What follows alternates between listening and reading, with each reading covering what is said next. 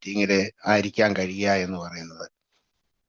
തീർച്ചയായിട്ടും അത് ഞാൻ വളരെയധികം ഇഷ്ടപ്പെടുന്നു. ആൽക്കഹോളിക്സ് അനോണിമസിനെ പരിചയപ്പെട്ട കാലം തൊട്ടേ ഈ കൂട്ടായ്മയില് ഒരു മടിയും ഇല്ലാണ്ട് ഒരു ബുദ്ധിമുട്ടും ഇല്ലാതെ തന്നെ പങ്കെടുക്കുന്ന ഒരാളാണ് ഞാൻ. ഓരോ മീറ്റിങ്ങുകളും അല്ലെങ്കിൽ ഓരോ വായനകളും ഒക്കെ കൂടുതൽ കൂടുതൽ അറിവുകൾ തന്നതല്ലാണ്ട് ഒരിക്കൽ പോലും അത് പുറകോട്ട് കൊണ്ടുപോയതായിട്ടോ എനിക്ക് എന്തെങ്കിലും കുറവ് വരുന്നതായിട്ടോ ഒന്നും ഒരിക്കലും എനിക്ക് ഫീൽ ചെയ്തിട്ടില്ല. ആൽക്കഹോളിക്സ് അനോണിമസിനെ തീർച്ചയായിട്ടും വളരെ ഗൗരവത്തോടെ കാണുകയും അതിന്റെ ആശയങ്ങൾ പഠിച്ച് ഉൾക്കൊണ്ട് അത് ജീവിതത്തിൽ പ്രാവർത്തികമാക്കുകയും ചെയ്യണമെന്ന അഭിപ്രായക്കാരനാണ് ഞാൻ. പലരും അതിനെക്കുറിച്ച് പല അഭിപ്രായങ്ങൾ ഉണ്ടാകാതിരിക്കാം. പഠിച്ചത് കൊണ്ട് പ്രത്യേകിച്ച് കുറവൊന്നും സംഭവിക്കാറില്ല. നമുക്ക് പറയാം, ട്യൂഷൻ എടുത്തവരെല്ലാവരും ജയിച്ചോണമെന്നില്ല, ട്യൂഷൻ എടുക്കാത്തവരെല്ലാത്തവരും തോറ്റോണമെന്നുമില്ല. പക്ഷെ എന്നിരുന്നാൽ തന്നെയാണെങ്കിലും ട്യൂഷൻ ഉള്ളത് നല്ലത് തന്നെയല്ലേ. ട്യൂഷന് പോകാതിരിക്കുന്നതിനെ കഴിഞ്ഞ് നല്ലത് ട്യൂഷന് പോകുന്നത് തന്നെയാ. എത്രയും മാത്രമേ ഇതിനകത്തും കൂട്ടിയാവുള്ളൂ. പഴമക്കാരായിട്ടുള്ളവരോടും അല്ലെങ്കിൽ ഇതേപോലുള്ള മീറ്റിങ്ങുകൾ ഇതിനോടൊക്കെ നമ്മൾ സംബന്ധിക്കുകയും പുസ്തകങ്ങൾ വായിക്കുകയും പഠിക്കുകയും ഒക്കെ ചെയ്യുന്നത് കൂടുതൽ ഗുണകരമാകും. അല്ലാണ്ട് അത് മാത്രമാണ് ശരിയെന്നും അത് ചെയ്യാത്തവരാരും എല്ലാവരും മോശക്കാരാണെന്നോ ഒന്നുമുള്ള അങ്ങനത്തെ യാതൊരു മുൻവിധിയും ഒന്നും നമ്മൾ വെക്കേണ്ട കാര്യമില്ല. അതുകൊണ്ട് കൂടുതൽ പഠിക്കാൻ വേണ്ടി ശ്രമിക്കുന്നത് എപ്പോഴും എന്തൊക്കെ പറഞ്ഞാലും അത് ഗുണകരം തന്നെയാണ്. ആൽക്കഹോളിക്സ് അനോണിമസ് നമ്മളെ വെറും ഒരു തത്വം മാത്രം പഠിപ്പിക്കുന്നതല്ല, അതൊരു ജീവിത ശൈലിയാണ്. ആ ജീവിതശൈലിയിൽ നമ്മൾക്ക് എങ്ങനെ ഉതകുന്ന തരത്തിൽ അതിനെ രൂപപ്പെടുത്തിയെടുക്കാം എന്നുള്ളത് തന്നെയാണ്. അത് എൻ്റെ മാത്രം സ്വാർത്ഥത കൊണ്ട് മാത്രമുള്ള ജീവിതം അല്ല ഉദ്ദേശിക്കുന്നത്, അത് മറ്റുള്ളവർക്കും ഗുണകരമാകണം. അപ്പൊ അത് ഓരോരുത്തരും അവനവന്റെ ജീവിത സാഹചര്യങ്ങൾ അനുസരിച്ചും അവനവനുള്ള ലഭ്യമായിട്ടുള്ള വിഭവങ്ങൾ അനുസരിച്ചും ഒക്കെ അതിനെ അങ്ങോട്ടും ഇങ്ങോട്ടും ഒക്കെ മാറ്റിയിട്ടുണ്ടാവുമായിരിക്കും. അതിന്റെ പൊതു തത്വങ്ങളെ ഒന്നും ഒരിക്കലും അത് മാറ്റുന്നില്ല. ആൽക്കഹോളിക്സ് അനോണിമസ് മുന്നോട്ട് വെച്ചിരിക്കുന്ന ആ പൊതു തത്വങ്ങൾ ഓരോരുത്തരും അവനവന്റെ ജീവിതത്തിൽ നടപ്പിലാക്കുന്ന രീതിയിൽ മാത്രമേ വ്യത്യാസമുള്ളൂ. അപ്പൊ അതുകൊണ്ട് അത് കുറെ കാലം കഴിഞ്ഞു കഴിഞ്ഞാൽ ഇത് നിർത്തേണ്ടതോ അല്ലെങ്കിൽ അത് ഉപേക്ഷിക്കേണ്ടതോ അല്ലെങ്കിൽ ഈ കാര്യത്തില് ബ്ലാക്ക് ബെൽറ്റ് എടുത്തു കഴിഞ്ഞ് നിർത്താവുന്നതോ ഒന്നും അല്ല. അത് നിരന്തരമായി ജീവിക്കേണ്ട ഒരു ശൈലിയാണ്. അതുകൊണ്ട് തന്നെയാണ് ഞാൻ ആദ്യം പറഞ്ഞത് തന്നെ, അതൊരിക്കലും മടുക്കാതെ തന്നെ മുന്നോട്ട് കൊണ്ടുപോകുന്നു. കാരണം ഞാൻ ജീവിച്ചുകൊണ്ടേയിരിക്കുന്നു. ഓരോ ദിവസവും എനിക്ക് മുന്നോട്ട് കൊണ്ടുപോകേണ്ട ആവശ്യമുണ്ട്. അത് ഇന്നലെ ഉണ്ടായ പ്രശ്നങ്ങളോ ഇന്നലെ ഉണ്ടായ ആവശ്യങ്ങളോ അല്ല എന്നുള്ളത്. അപ്പൊ അതിനനുസരിച്ച് അതിനെ മാറ്റിമറിക്കാനും അതിനനുസരിച്ച് അതിനെ രൂപപ്പെടുത്തിയെടുക്കാനും നിരന്തരമായ ആൽക്കഹോളിക്സ് അനോണിമസിനെ പോലെ ഇത്രയും മഹത്തായ ഒരു ജീവിത പദ്ധതി ഉണ്ടാകുന്നത് തീർച്ചയായിട്ടും നല്ലതാണെന്ന് കാണുന്നു. അതുകൊണ്ട് ഞാൻ അതിനകത്ത് തന്നെ നിൽക്കുകയും ചെയ്യുന്നു. ഏതായാലും അതുകൊണ്ട് തന്നെയാണ് നിരന്തരമായിട്ട് മീറ്റിങ്ങിൽ പങ്കെടുക്കുന്നത്. ഇപ്പം പണ്ടത്തെ പോലെ ഫിസിക്കൽ മീറ്റിങ്ങുകളിൽ പങ്കെടുക്കലുകൾ കുറഞ്ഞു. കാരണം അതിൻ്റെ ഉള്ള സാഹചര്യങ്ങളും മറ്റു കാര്യങ്ങളൊക്കെ ബുദ്ധിമുട്ടായി. എന്നാൽ അനുഗ്രഹം എന്നതുപോലെ തന്നെ ഇപ്പോൾ ഓൺലൈൻ മീറ്റിങ്ങുകൾ ധാരാളമായി. അതുകൊണ്ട് തന്നെ അതിനും ഒരു ബുദ്ധിമുട്ടില്ലാത്ത പോലെ തന്നെ നിൽക്കുന്നു.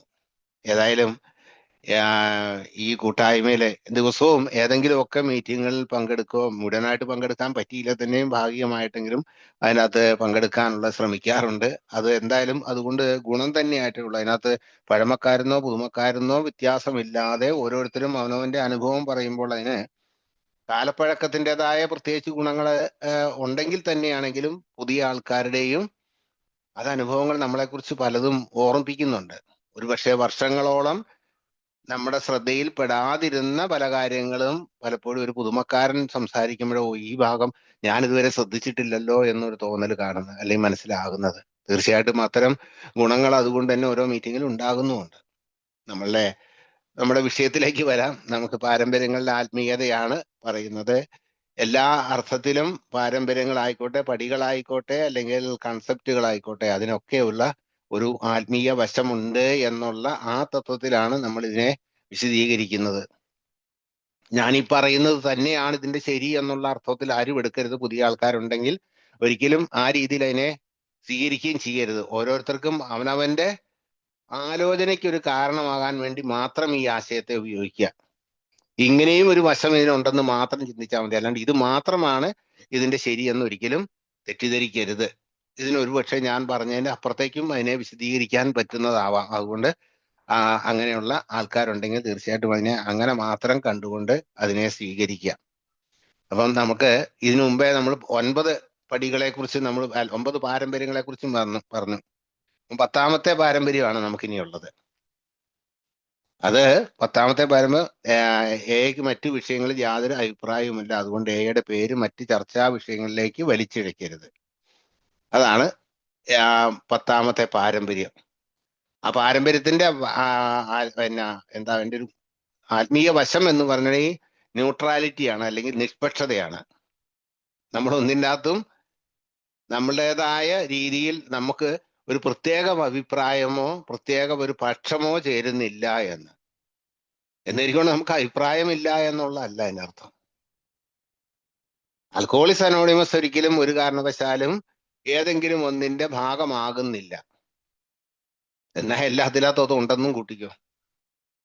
വ്യക്തികൾക്ക് ഇതെല്ലാം ആവശ്യമുള്ളതല്ലേ. വ്യക്തികൾ ഇതിനകത്ത് ചേരുന്നില്ല, വ്യക്തികൾക്ക് ഒരു അഭിപ്രായമില്ല എന്ന് ഒരിക്കലും അത് അർത്ഥമാക്കുന്നില്ല.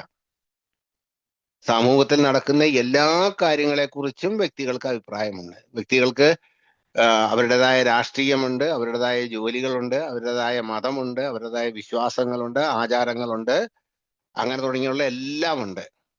പക്ഷെ ഇതൊന്നും ഒരു കൂട്ടായ്മ എന്ന നിലയ്ക്ക്, ഒരു സംഘം എന്ന നിലയ്ക്ക് ആൽക്കഹോളിക്സ് അനോണിമസിന്റെ പ്രവർത്തനങ്ങളിലേക്ക് അതിനെ വലിച്ചിഴച്ചുകൊണ്ട് വരുന്നില്ല. കാരണം ഈ വലിച്ചിഴച്ചുകൊണ്ട് വരുന്നത് എപ്പോഴും ഒരിക്കലും ഗുണം ചെയ്തിട്ടില്ല.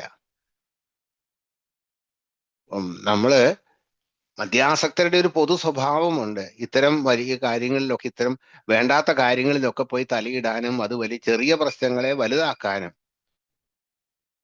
അല്ലെങ്കിൽ അത് കൂടുതൽ വഷളാക്കാനും ഒക്കെ ഉള്ള ഒരു സ്വഭാവ സവിശേഷതയുള്ളവരായിട്ടാണ് കണക്കാക്കപ്പെടുന്നത്. നിഷേധ വ്യക്തിത്വം എന്നാണ് നമ്മളെക്കുറിച്ച് പറയുന്നത് തന്നെ. അപ്പൊ അതുകൊണ്ട് ഒരാളുടെ അഭിപ്രായത്തോട് മറ്റൊരാൾ യോജിച്ചോണമെന്നില്ല. ഇനി കാരണമില്ലാതെ തന്നെ വേണമെങ്കിൽ കലഹിക്കാൻ തയ്യാറുള്ളവരാണത്. നേരത്തെ ഏറ്റവും അവസാനം ഷെയർ ചെയ്ത സുഹൃത്ത് അമ്മയായിട്ട് പറയുന്ന കാര്യങ്ങളെ കുറിച്ച് പറഞ്ഞു. അവിടെ നിന്ന് മിണ്ടാതിരുന്നാൽ മതി എന്ന കാര്യമല്ലുള്ളൂ. പക്ഷെ മിണ്ടാതിരിക്കുകയല്ല, അമ്മ പറഞ്ഞു തന്നാ പിന്നെ മിണ്ടായിരുന്നാൽ മതിയല്ലോ.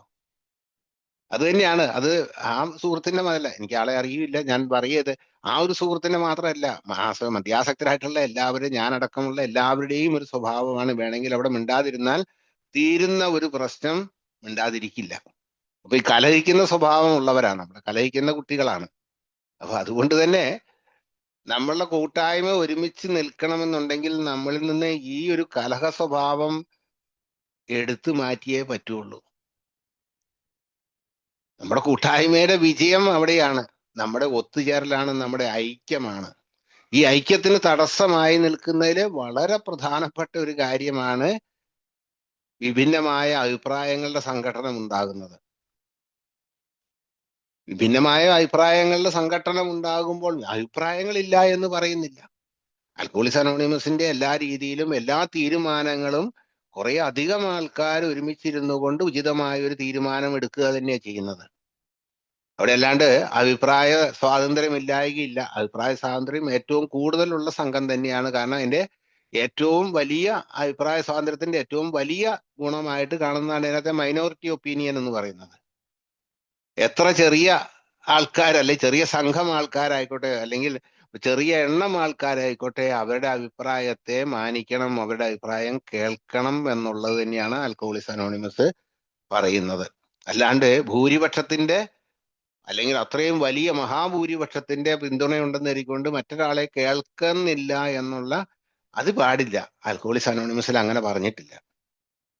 നമ്മളുടെ അഭിപ്രായം, നല്ല ഒരു അഭിപ്രായം ഉണ്ടാക്കി രൂപീകരിച്ചെടുക്കാൻ, നല്ലൊരു നയം രൂപീകരിച്ചെടുക്കാൻ ഒരുപക്ഷെ ഇങ്ങനൊരു സംവിധാനം ഉള്ളത് വളരെയധികം ഗുണം ചെയ്യുന്നുണ്ട്. ഒരുപാട് തീരുമാനങ്ങൾ നമ്മളുടെ ജനറൽ സർവീസുമായി ബന്ധപ്പെട്ടൊക്കെ ഉള്ള ഒരുപാട് തീരുമാനങ്ങൾ എടുത്തത് ഇത്തരത്തിലുള്ള ന്യൂനപക്ഷത്തിന്റെ അഭിപ്രായം കേട്ടപ്പോഴാണ്.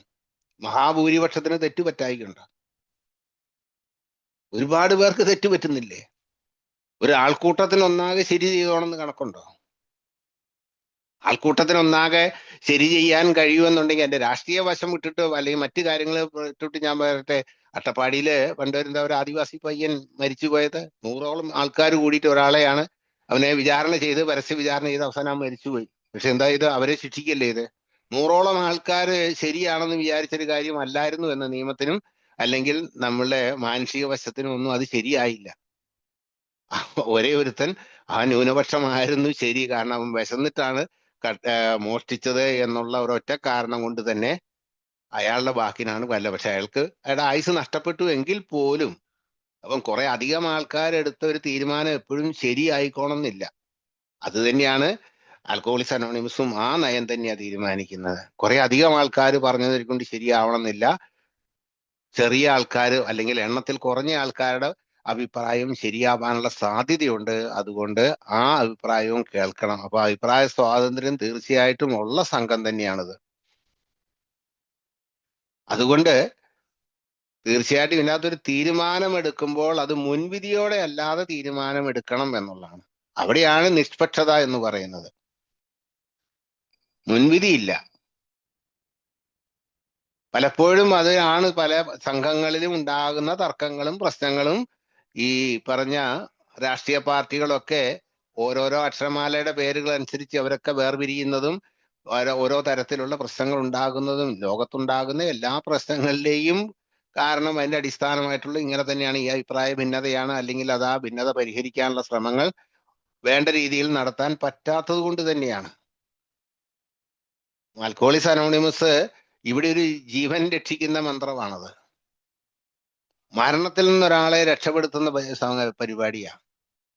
അപ്പൊ അവിടെ ഒരു അഭിപ്രായ ഭിന്നതയുടെ പേരില്, ഒരു മുൻവിധിയുടെ പേരില് ഇത് കലഹിച്ച് പിന്മാറിപ്പോകാൻ പാടില്ല. അങ്ങനെ ഉണ്ടായി കഴിഞ്ഞിട്ടുണ്ടെങ്കിൽ വ്യക്തിയുടെ സുഖപ്പെടൽ തടസ്സപ്പെടും. കാരണം കൂട്ടായ്മയിൽ ഐക്യമില്ലാണ്ടാകും. കൂട്ടായ്മയിൽ ഐക്യമില്ലാതാകുമ്പോഴാണ് വ്യക്തിയുടെ സുഖപ്പെടൽ തടയുന്നത്. ഇവിടെ വ്യക്തിയുടെ സുഖപ്പെടലിനാണ് ഏറ്റവും പരമമായ പ്രാധാന്യം കൊടുത്തിരിക്കുന്നത്. അതുകൊണ്ട് വ്യക്തിയുടെ സുഖപ്പെടൽ തന്നെയാണ് ആദ്യത്തെ ലക്ഷ്യം നിൽക്കുന്നത്. അപ്പൊ അതിൻ്റെ അകത്ത് അഭിപ്രായ ഭിന്നതകൾ ഉണ്ടായിക്കൊണ്ട് ഈ പ്രശ്നങ്ങൾ ഉണ്ടായി കഴിഞ്ഞിട്ടുണ്ടെങ്കിൽ അത് വ്യക്തിയുടെ സുഖപ്പെടൽ നമ്മുടെ പ്രധാന ലക്ഷ്യം അല്ലെങ്കിൽ ഒന്നാമത്തെ അല്ലെങ്കിൽ ഏക ലക്ഷ്യം അത് തടസ്സപ്പെടുകയെന്ന്. ആ ഏക ലക്ഷ്യത്തിനെ തടസ്സപ്പെടുത്താൻ നമ്മൾ ഒരിക്കലും ആഗ്രഹിക്കുന്നില്ല. നമ്മളെപ്പോലെ തന്നെ ഇപ്പം എന്തുകൊണ്ട് എയുടെ മൂന്നാമത്തെ പാരമ്പര്യം എഴുതിയ മദ്യപാനം നിർത്തണമെന്നുള്ള ആഗ്രഹം മാത്രമാണ് എന്ന് വെച്ചു. നേരത്തെ അതിന് ആദ്യം നമ്മുടെ പ്രിയാമ്പിളിലും ഒക്കെ വന്നിരുന്ന അങ്ങനെയാണ്, മദ്യപാനം നിർത്താനുള്ള ആത്മാർത്ഥമായ ആഗ്രഹം എന്നുള്ളത്. പിന്നീട് അത് തിരുത്താൻ വേണ്ടി വന്ന ആലോചനയിൽ ഏറ്റവും പ്രധാനമായി വന്നത് ആരാണ് മദ്യപാനം മദ്യപാനികളായിട്ടുള്ളവർക്ക് മാത്രമാണ് ഈ കൂട്ടായ്മയിലെ അംഗത്വം എന്ന് നിഷ്കർഷിക്കുകയും പിന്നെ ആര് തീരുമാനിക്കും ഇപ്പം വന്ന ആൾക്കുടെ ആത്മാർത്ഥത എത്രയുണ്ടെന്ന്? ചുരുക്കം പറഞ്ഞിട്ടുണ്ടെങ്കിൽ ഇന്നലെ കുടി നിർത്തിയവൻ ഇന്ന് കുടി നിർത്താൻ വന്നവന്റെ ആത്മാർത്ഥത എങ്ങനെ ചെക്ക് ചെയ്യും? അത് തന്നെയാ അതിനകത്ത് നാം അത് ഒഴിവാക്കാൻ കാരണം. ഇതിനകത്ത് അത്തരം കാര്യങ്ങൾ ഉണ്ടാവാൻ പാടില്ല എന്ന് വെച്ചത് അതുകൊണ്ട് തന്നെയാ. മറ്റൊരാളുടെ ആത്മാർത്ഥത ചെക്ക് ചെയ്യാനോ മറ്റു കാര്യത്തിനോ അയാൾക്ക് കുടി നിർത്തണമെന്നുള്ള ആഗ്രഹം ഉണ്ടെങ്കിൽ അതൊക്കെ ഒരുപക്ഷെ ബാറിലിരിക്കുമ്പോഴാണ് അയാൾക്ക് കുടി നിർത്തണം എന്ന് ആഗ്രഹം വന്നാലോ അയാളെ സ്വീകരിക്കാതിരിക്കാൻ ഒരു മാർഗവും ഇല്ല. അയാൾ ആ വന്നിരിക്കുന്ന കൂട്ടായ്മയിൽ ആ ഗ്രൂപ്പിൽ ഒരു പ്രശ്നം ഉണ്ടാക്കത്തോളം സമയം അയാളെ ആ കൂട്ടായ്മയിൽ തുടരാൻ അനുവദിക്കണം.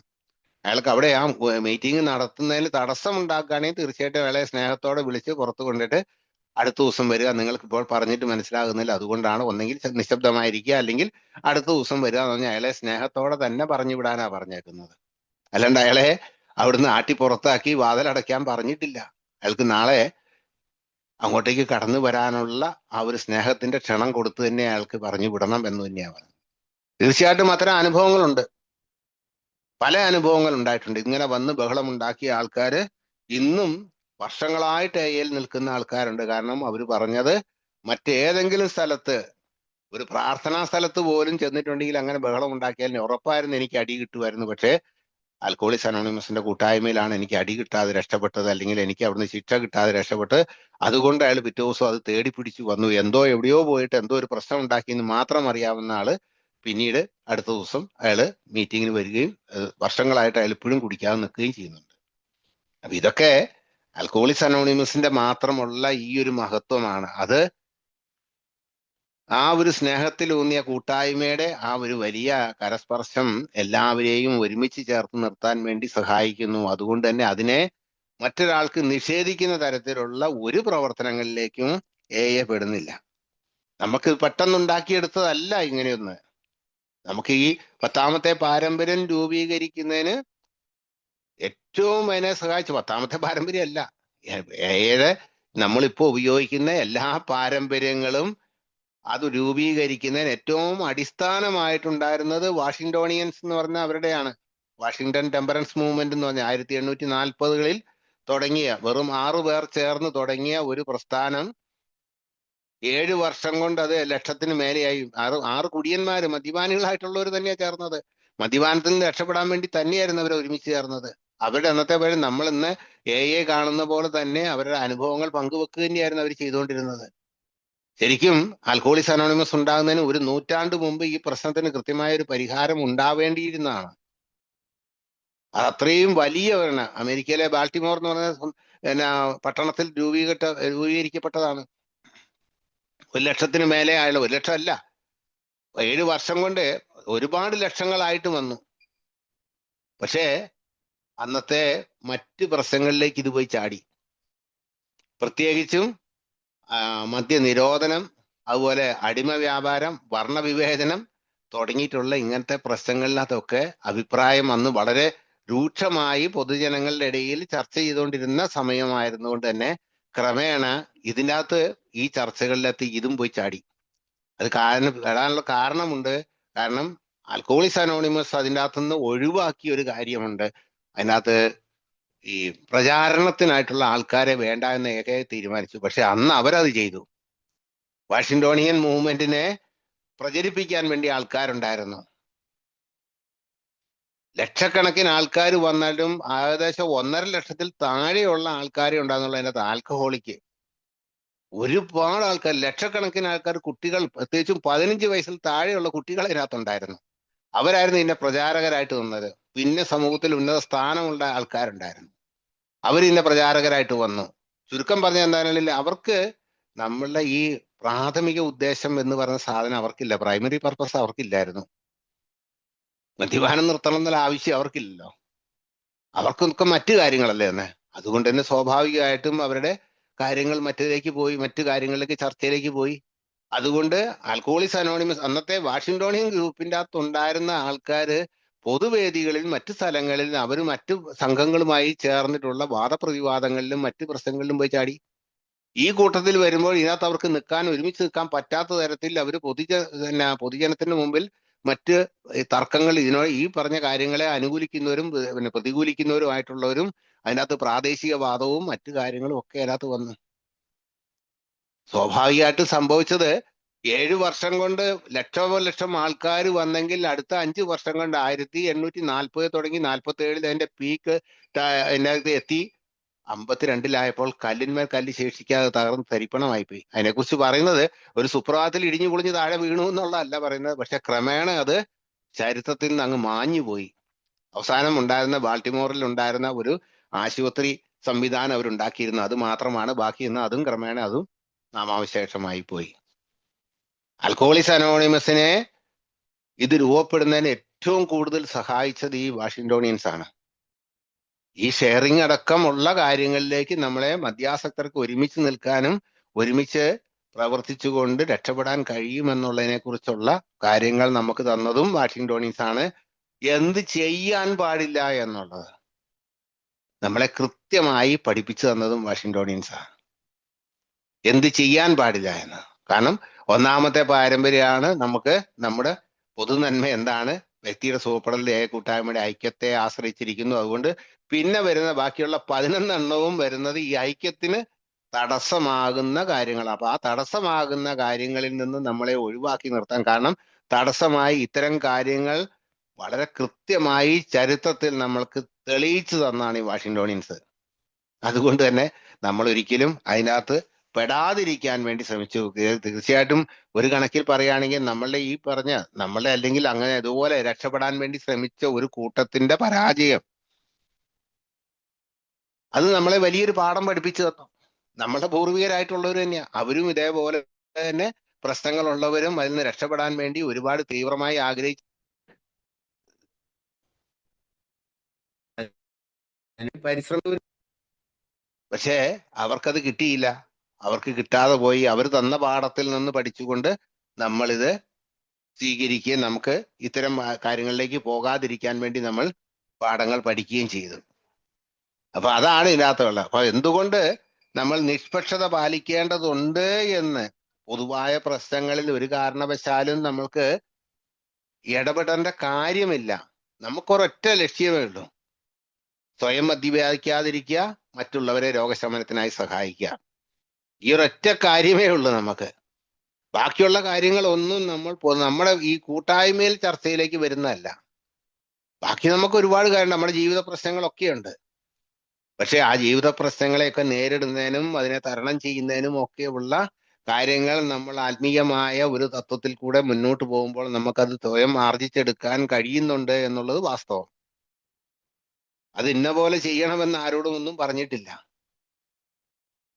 ഏയുടെ പടികൾ ഓരോരുത്തർക്കും അവനവൻ ഇഷ്ടം പോലെ ചെയ്യാം, ചെയ്യാതിരിക്കുകയും ചെയ്യാം. നിർബന്ധമൊന്നുമില്ല അതെങ്ങനെ ചെയ്യണമെന്നോ എപ്പം തുടങ്ങണമെന്നോ. പറയപ്പെടുന്ന ഏയുടെ പടികളെ കുറിച്ച് അങ്ങനെയാ പറയുന്നത്. അത് കുളത്തിന് വട്ടത്തിൽ കെട്ടിയ ഒരു സ്റ്റെപ്പാണ്. അതിന്റെ എവിടെയും പോയി കയറാം നമുക്ക്. അല്ലാണ്ട് ഒന്നാമത്തെ പടിയിൽ തുടങ്ങി രണ്ടാമത്തെ പടിയിലേക്ക് തഴുക്കെ കയറണം എന്നൊരു നിർബന്ധമൊന്നുമില്ല. കുളത്തിന് വട്ടത്തിലുള്ള വെള്ളത്തിന് നമുക്ക് എവിടെ വേണമെങ്കിൽ ഏത് ഭാഗത്ത് പോയി കയറാമല്ലോ എന്ന് പറഞ്ഞാലോ. ഓരോരുത്തർക്കും അവനവൻ ഇഷ്ടം പോലെ അത് ചെയ്യാവുന്നേ ഉള്ളൂ. പക്ഷേ പാരമ്പര്യങ്ങൾക്ക് അങ്ങനെയല്ല. പാരമ്പര്യങ്ങൾ അതിന് കൃത്യമായ ഒരു നിർവചനം മാത്രമേ ഉള്ളൂ. അതിന് വ്യത്യസ്തമായ നിർവചനങ്ങളില്ല. പടികൾ ഓരോരുത്തർക്കും ഓരോ കാലദേശത്തിനനുസരിച്ചും വ്യക്തികളുടെ സ്വഭാവത്തിനനുസരിച്ചും അവർ ചെയ്യുന്നതും അവരതിൽ നിന്ന് കിട്ടുന്ന റിസൾട്ടും എല്ലാ കാര്യങ്ങളിലും ഒക്കെ വ്യത്യസ്തമായിരുന്നുണ്ടെങ്കിൽ, പക്ഷേ പാരമ്പര്യത്തിന് അതില്ല. പാരമ്പര്യം എന്തുകൊണ്ട് ഈ പാരമ്പര്യം പാലിക്കണം എന്നുള്ളത് ഓരോ പാരമ്പര്യത്തിനും ഇതുപോലെയുള്ള നമ്മൾ നമ്മൾ ഇതിനു മുമ്പിലേ പറഞ്ഞതാണ്. സ്ട്രക്ചർ ആയിരുന്നു, ഘടന. എങ്ങനെ ഒരു ഘടന നമ്മളുടെ ജീവിതത്തിൽ, നിത്യജീവിതത്തിലെ ഓരോ കാര്യങ്ങളിലും നമുക്കൊരു ഘടന എങ്ങനെ നിലനിർത്തിക്കൊണ്ട് പോകാൻ കഴിയണം. അത് നമ്മളുടെ കുടുംബജീവിതത്തില്, നമ്മളുടെ ജോലി സ്ഥലത്ത്, സൗഹൃദത്തില്, നമ്മുടെ കൂട്ടായ്മയില് ഒക്കെ ആ ഘടന എങ്ങനെ കൃത്യമായി നിലനിർത്തണമെന്നും അതിന്റെ ഗുണഫലങ്ങൾ എങ്ങനെ ആസ്വദിക്കണം എന്നും നമ്മൾ നേരത്തെ കഴിഞ്ഞ പ്രാവശ്യം നമ്മൾ ചർച്ച ചെയ്തു പോയതാണ്. അപ്പൊ ഇവിടെയും ഈ നിഷ്പക്ഷത നമുക്ക് എവിടെയല്ല. നിഷ്പക്ഷത അതൊരു കുറവോ കാര്യങ്ങളോ അല്ല.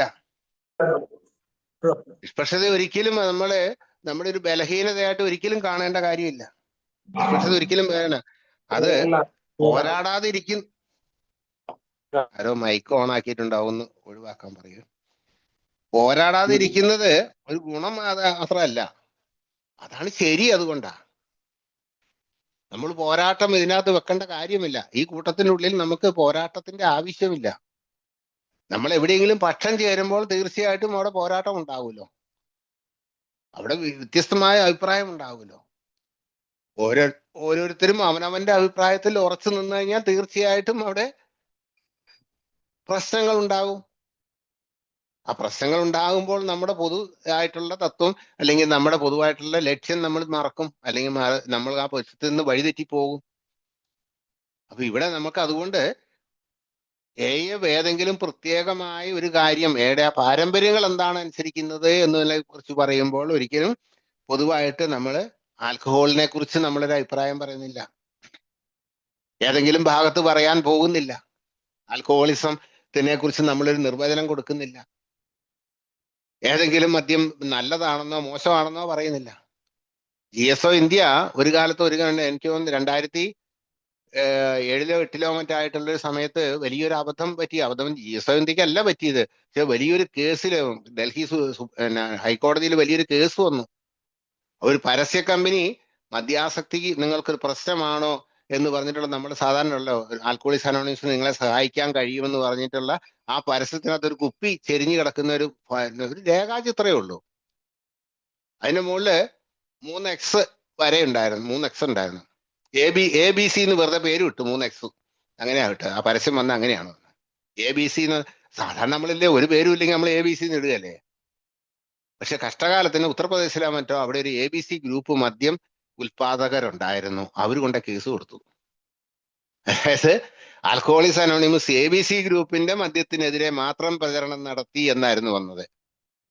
നോക്കണം, ഓരോ പ്രശ്നത്തിൽ പോകുന്നത് വളരെ കൃത്യമായിട്ട് നമുക്ക് ഈ നിഷ്പക്ഷത പാലിക്കേണ്ടതുണ്ട്, നമ്മൾ വളരെയധികം ശ്രദ്ധിക്കേണ്ടതുണ്ട് എന്നുള്ളതിന് വളരെ ഉത്തമമായ ഒരു ഉദാഹരണമാണ് സംഭവിച്ചത്. ഭാഗ്യത്തിന് തന്നെ അവര് കുറച്ചൊന്നുമല്ല, 2.5 കോടി ഉറുപ്പികയ്ക്കാണ് നഷ്ടപരിഹാരത്തിന് അവര് കേസ് കൊടുത്തത്. ആൽക്കഹോളിസം എവിടുന്ന്, അനോണിമസ് എവിടുന്ന് ഈ 2.5 കോടി ഉണ്ടാക്കുന്ന? ഈ 2010 മുമ്പത്തെ സ്ഥിതി എന്ന് പറഞ്ഞിട്ടുണ്ടെങ്കിൽ അന്ന് നമ്മളുടെ GSO ഇന്ത്യയുടെ ഒക്കെ സ്ഥിതി അത്രമാത്രം ദയനീയമായിരുന്നു. കാരണം 10 പൈസ പോലും കയ്യിലില്ലാതെ ഗതികെട്ട് നിൽക്കുന്ന ഒരു കാലത്താണ് നിൽക്കുന്നത്.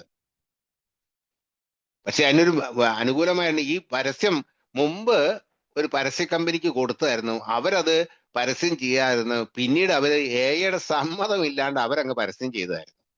ആ ഒരൊറ്റ കാരണം കൊണ്ട് രക്ഷപ്പെട്ടു. പിന്നീട് ആ കേസ് എങ്ങനെയാ തേഞ്ഞു വാഞ്ഞു പോയതെന്ന് എനിക്കറിയില്ല. ഏതായാലും ആ കേസ് തീർപ്പായി പോയി. കുറെ വർഷങ്ങളോളം പിന്നെ നിന്നായിരുന്നു.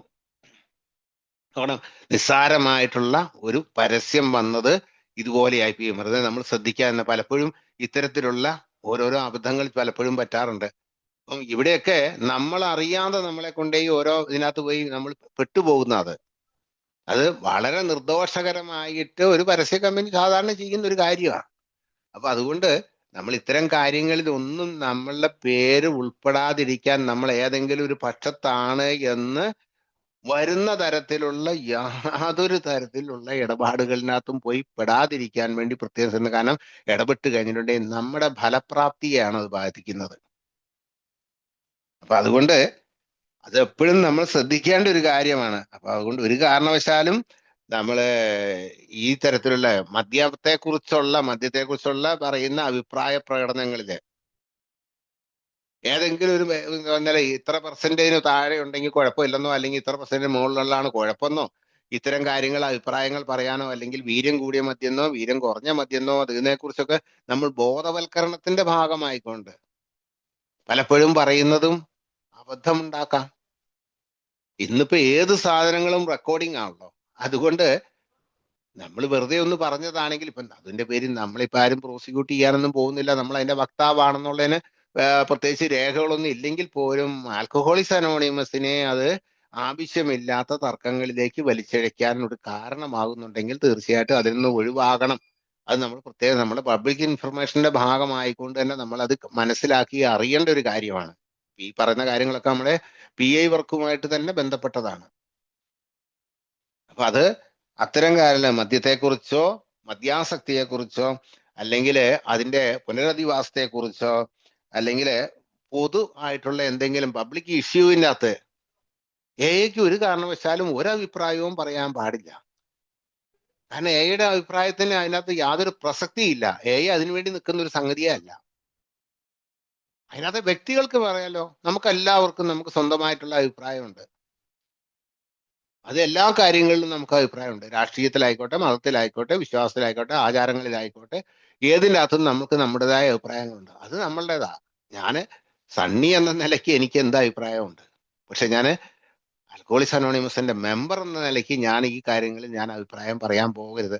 അഭിപ്രായം പറഞ്ഞാൽ എന്താകും എന്ന് ചോദിക്കുന്നതിനാണെങ്കിൽ അത് ഒരിക്കലും ഒരു മെമ്പർക്ക് യോജിച്ച ഒരു അഭിപ്രായവും അല്ല. ഒരാളിപ്പോ അങ്ങനെ അങ്ങ് പറഞ്ഞിട്ടുണ്ട്. ഇപ്പൊ ഒരാൾ അനോണിമിറ്റി ലംഘിക്കാൻ ഞാൻ അങ്ങ് തീരുമാനിച്ചു, എന്നെ ഇപ്പൊ എന്ത് ചെയ്യാനാന്ന് ചോദിച്ചു കഴിഞ്ഞാൽ ഇപ്പൊ എന്ത് ചെയ്യാനോ ഒന്നുമില്ല.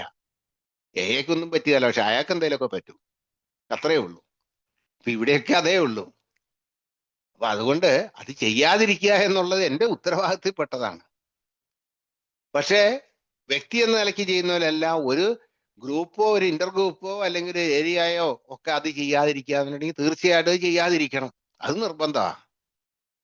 അവിടെ ഒരു ഗ്രൂപ്പിനോ ഒരു ഇന്റർ ഗ്രൂപ്പിനോ അല്ലെങ്കിൽ ഒരു ഏരിയയ്ക്കോ ഞങ്ങളുടെ ഏരിയയിൽ ഇങ്ങനെ ഒരു തീരുമാനം എടുത്തു അതുകൊണ്ട് ഞങ്ങൾ അങ്ങ് ചെയ്യാന്ന് പറഞ്ഞാൽ ഒരിക്കലും പറ്റില്ല. അത് എനെ വളരെ കൃത്യമായിട്ട് തന്നെ ശരിക്കും ആ ഭാഗത്തുള്ള എനെ ബാധിക്കുക തന്നെ ചെയ്യും. അതൊരിക്കലും അത് പാടില്ലാത്തതാണ്. അപ്പൊ ഇവിടെ ഇതൊക്കെ ഈ കാര്യങ്ങളൊക്കെ കൃത്യമായി അറിയുകയും മനസ്സിലാക്കുകയും അതിനെക്കുറിച്ച് പഠിക്കുകയും ചെയ്തിട്ട് തന്നെയായിരിക്കണം നമ്മൾ ഇത്തരം കാര്യങ്ങളൊക്കെ ചെയ്യേണ്ടതുള്ളത്. അപ്പൊ അതുകൊണ്ട് തന്നെ ആ നിഷ്പക്ഷത പാലിക്കേണ്ടത്, പബ്ലിക് ഇഷ്യൂവിൽ നമ്മൾ അഭിപ്രായം പറയേണ്ടത്, അതുപോലെ ഏതെങ്കിലും തരത്തിലുള്ള ഈ പിന്നെ എന്തെങ്കിലുമുള്ള സമൂഹത്തിൽ ഉണ്ടാകുന്ന തർക്കങ്ങളിലോ പ്രശ്നങ്ങളിലോ അല്ലെങ്കിൽ വഴക്കുകളിലോ അല്ലെങ്കിൽ അതേപോലുള്ള മതപരമായ ആചാരങ്ങളിലോ ഉത്സവങ്ങളിലോ ഒക്കെ പറഞ്ഞ പോലെ എയുടെ നമ്മൾ പബ്ലിക് ഇത് കൊടുക്കാം, നമ്മളെ പരസ്യം ചെയ്യുന്നുണ്ട്, എന്നിട്ട് പോലും പ്രശ്നം ഉണ്ടായിട്ടില്ലേ? ഉണ്ട്. പലരും അതിനെ തെറ്റിദ്ധരിച്ചിട്ടുണ്ട്. നമ്മുടെ നാട്ടിൽ തന്നെ ഈ അടുത്ത കാലത്തൊക്കെ തന്നെ ഉണ്ടായിട്ടുണ്ടല്ലോ അത്. കാരണം അത് ആ ഏതെങ്കിലും ഒരു സമുദായത്തിനോ അതിനൊക്കെ എതിരെയായിട്ട് പ്രവർത്തിക്കുന്നവർ അതിനിടയിൽ കുത്തിത്തിരിപ്പുമായിട്ട് വന്നതാണ്, ഇത് എന്ന് പറയുന്നത് മറ്റെന്തോ ആണ്, മറ്റൊരു മതത്തിന്റെ ആണ് എന്നൊക്കെ പറഞ്ഞിട്ടൊക്കെ ഉണ്ടായ പ്രശ്നങ്ങൾ ഉണ്ടായിട്ടുണ്ടല്ലോ. അതൊക്കെ സ്വാഭാവിക. കുറച്ച് കഴിഞ്ഞപ്പോൾ അവർക്കത് മനസ്സിലാവുകയും അവരതിന് മാപ്പ് തന്നുകൊണ്ട് അല്ല മാപ്പ് പറഞ്ഞുകൊണ്ട് അവര് പ്രസ്താവന ഇറക്കുകയൊക്കെ ചെയ്തിട്ടുണ്ട്. പക്ഷെ അന്നതുണ്ടായി. അപ്പൊ അതുകൊണ്ട് അത് നമ്മുടെ കുറ്റമല്ല. നമ്മുടെ കുറ്റം അല്ലാതെ തന്നെ ആൾക്കാർ തെറ്റിദ്ധരിക്കുന്ന ഒരു കാലത്ത് നമ്മളുടെ ഭാഗത്തുനിന്ന് എന്തെങ്കിലും ചെറിയ അബദ്ധം പറ്റിയാലോ? അപ്പൊ നമ്മുടെ ഭാഗത്തുനിന്ന് ചെറിയ അബദ്ധം പറ്റാതിരിക്കാൻ വേണ്ടി നമ്മള് കൃത്യമായി നമ്മളത് പാലിക്കണം. ഇത് ഈ പറഞ്ഞ കാര്യങ്ങൾ നിഷ്പക്ഷത എന്ന് പറഞ്ഞിട്ടുണ്ടെങ്കിൽ ഈ ഒരു കാര്യത്തിൽ പബ്ലിക് ഇഷ്യൂസിന്റെ കാര്യത്തിൽ മാത്രമല്ല, അത് നമ്മളുടെ വീട്ടിലെ കാര്യങ്ങളിലും ഇത് തന്നെയാണ് പാലിക്കേണ്ടത്. അത് നമ്മളുടെ എല്ലാ കാര്യങ്ങളും നമുക്ക് വേണ്ടത് തന്നെയാണ്. അത് നമ്മളുടെ ഫലപ്രാപ്തിയെ നഷ്ടപ്പെടുത്തുകയാണ് ചെയ്യുന്നത്. അപ്പം വ്യക്തിപരമായി നമുക്ക് എന്ത് നിലപാടുകൾ വേണമെങ്കിലും സ്വീകരിക്കാം. പക്ഷേ അത് എനെ പൊതുവായിട്ട് അല്ലെങ്കിൽ നമ്മുടെ കൂട്ടത്തെ പൊതുവായിട്ട് ബാധിക്കുന്ന പ്രശ്നങ്ങളിലാണെങ്കിൽ തീർച്ചയായിട്ടും അതിൽ നിന്ന് നമ്മൾ മാറി നിൽക്കുക തന്നെ വേണം. അതാണ് ഏറ്റവും ഉചിതമായ രീതി. അപ്പൊ അതുകൊണ്ട് അത്തരം കാര്യങ്ങൾ എന്തെങ്കിലും ഉണ്ടെങ്കിൽ തീർച്ചയായിട്ടും നമ്മൾ നിഷ്പക്ഷത പാലിക്കുന്നുണ്ടോ, അല്ലെങ്കിൽ നിഷ്പക്ഷത പാലിക്കുന്നിടത്ത് നമ്മൾ വ്യതിചലിച്ചു പോകുന്നുണ്ടോ എന്ന് നമ്മൾ നമ്മളെ പരിശോധിക്കേണ്ടതുണ്ട്. ഒരു ഗ്രൂപ്പ് ഇൻവെന്ററി എന്ന് പറയുന്നത് അത് തന്നെയായിരിക്കണം. അതിനാണല്ലോ ഗ്രൂപ്പിന്റെ ബിസിനസ് മീറ്റിംഗ് നടത്തുന്നത്. അതിനകത്ത് നമ്മൾ ചെയ്യാൻ പോകുന്ന കാര്യങ്ങളെ കുറിച്ച് മാത്രമല്ല ചർച്ച ചെയ്യേണ്ടത്, നമ്മൾ ചെയ്തതിനെ കുറിച്ചും ചർച്ച ചെയ്യണം. നമ്മൾ അടുത്ത മാസം അല്ലെങ്കിൽ അടുത്ത ആഴ്ച ചെയ്യാൻ പോകുന്ന പദ്ധതികളെ കുറിച്ച് മാത്രമല്ല, കഴിഞ്ഞ ആഴ്ച ചെയ്തതും കഴിഞ്ഞ മാസം ചെയ്തതും അതിന്റെ ഗുണങ്ങളെ കുറിച്ചും നമ്മളുടെ ബിസിനസ് മീറ്റിംഗിൽ ചർച്ച ചെയ്തിരിക്കണം. അപ്പൊ അതിനകത്ത് എന്തെങ്കിലും അപാകതകളോ പ്രശ്നങ്ങളോ പൊതുസമൂഹത്തിന് തെറ്റിദ്ധാരണ ഉണ്ടാക്കുന്ന തരത്തിൽ എയുടെ ഭാഗത്തുനിന്ന് എന്തെങ്കിലും ഉണ്ടായി, വ്യക്തിയെ കുറിച്ചല്ല നമ്മൾ അതുകൊണ്ട് ഒരു പൊതുവായ മീറ്റിങ്ങിൽ ഒരു കുറിച്ച് അഭിപ്രായം പറയുമ്പോൾ അത് പ്രത്യേകം ശ്രദ്ധിക്കേണ്ട ഒരു കാര്യമുണ്ട്. ചികിത്സാലയങ്ങളിലോ അല്ലെങ്കിൽ ഈ ജയിലുകളോ പോലീസ് സ്റ്റേഷനോ അല്ലെങ്കിൽ ആശുപത്രികളോ അങ്ങനെയുള്ള സ്ഥലങ്ങളിലൊക്കെ പോയി സംസാരിക്കുമ്പോൾ പ്രത്യേകം ശ്രദ്ധിക്കേണ്ട ഒരു കാര്യമുണ്ട്. അവിടെയുള്ള ആൾക്കാർ നിങ്ങളെ വ്യക്തിയായിട്ടല്ല കാണുന്നത്, അവർ എന്ന രണ്ടക്ഷരത്തെ കുറിച്ച് അവർ ആദ്യമായിട്ട് കേൾക്കുകയാണ്. അതുകൊണ്ട് അവിടെ സംസാരിക്കുന്ന ഒരു വ്യക്തിക്ക് ഉണ്ടാകുന്ന തകരാറ് എയുടെ തകരാറായിട്ട് അവർ തെറ്റിദ്ധരിക്കും. അതെന്റെ മാത്രം, ഞാനല്ലേ പറഞ്ഞ, എന്റെ പ്രശ്നമല്ലേ, എന്റെ കുഴപ്പമല്ലേ എന്ന് പറയുന്നത് ഒരിക്കലും ശരിയാവില്ല. അവരിന് മുമ്പിലെ കേട്ടിട്ടില്ലാത്തത്. അതുകൊണ്ട് തന്നെയാണ് എയുടെ പബ്ലിക് ഇൻഫർമേഷൻ മീറ്റിങ്ങുകളിൽ ഇത്തരത്തിലുള്ള മെസ്സേജ് കൊടുക്കാൻ പോകുന്ന സ്ഥലങ്ങളിൽ തീർത്തും അതിനെക്കുറിച്ച് അറിയാവുന്നവരും പരിചയസമ്പന്നരുമായിട്ടുള്ള ആൾക്കാർ പോകണം എന്ന് പറയുന്നത്. അത് പലപ്പോഴും അതിനെ തെറ്റിദ്ധരിച്ചുകൊണ്ട് ഗ്രൂപ്പുകളിൽ വലിയ വാഗ്വാദങ്ങൾ നടന്നിട്ടുണ്ട്. അതെന്താ പുതുമക്കാർക്ക് ഇത് പോകണ്ടേ, എല്ലാരും തുല്യരല്ലേ എന്നൊക്കെ പറഞ്ഞ്. ശരിയാ, തുല്യരൊക്കെ തന്നെയാ, തുല്യരല്ലാന്നൊന്നും ആരും പറയുന്നില്ല. പക്ഷെ ഇത് അത് മനസ്സിലാക്കിയിട്ട് പോകല്ലോ അല്ലത്. പുതുമക്കാർ പോകണം, അവര് ശ്രദ്ധാപൂർവം കേട്ട് അത് എങ്ങനെയാണ് അത് അവതരിപ്പിക്കുന്നതെന്ന് കേട്ട് മനസ്സിലാക്കിയിട്ട് അവർ പറയണം. അല്ലാണ്ട് പുതുമക്കാരെ എല്ലാ കാലത്തും ഒഴിവാക്കുന്നതല്ല. എക്സ്പീരിയൻസ് ഉള്ള ആൾക്കാർ അതെങ്ങനെയാണ് അവതരിപ്പിക്കുന്നത് എന്ന് മനസ്സിലാക്കാൻ വേണ്ടി തന്നെ. അല്ലാണ്ട് നമ്മൾ ഒരു കാരണവശാലും അത്തരം സ്ഥലങ്ങളിൽ പോയിട്ട് എന്തെങ്കിലും അബദ്ധങ്ങൾ നമ്മുടെ വായിൽ നിന്ന് വന്നിട്ടുണ്ടെങ്കിൽ തീർച്ചയായിട്ടും അത് എയുടെ അബദ്ധമായിട്ട്, എയുടെ തകരാറായിട്ട്, എയുടെ കുറ്റമായിട്ട് അതിനെ തെറ്റിദ്ധരിക്കപ്പെടാൻ സാധ്യതയുള്ളത് കൊണ്ട് തന്നെയാണ് നമ്മൾ അതുകൊണ്ട് തന്നെയാണ് വളരെ കൃത്യമായിട്ട് നിഷ്പക്ഷത പാലിച്ച് തന്നെ സംസാരിക്കണം. പാരമ്പര്യങ്ങളെ അതുകൊണ്ട് തെറ്റായി വ്യാഖ്യാനിക്കാൻ സാധ്യതയുള്ള സ്ഥലങ്ങളിലൊക്കെ വളരെ ശ്രദ്ധാപൂർവം അതിനുവേണ്ടി തന്നെ തെരഞ്ഞെടുക്കപ്പെട്ട ആൾക്കാർ. ഇപ്പം ഓരോരുത്തർക്കും ഓരോ കഴിവല്ലേ. ഇപ്പൊ എല്ലാവരും എയിലുള്ള മെമ്പർമാർക്ക് എല്ലാവർക്കും ഒരേ കഴിവല്ലല്ലോ.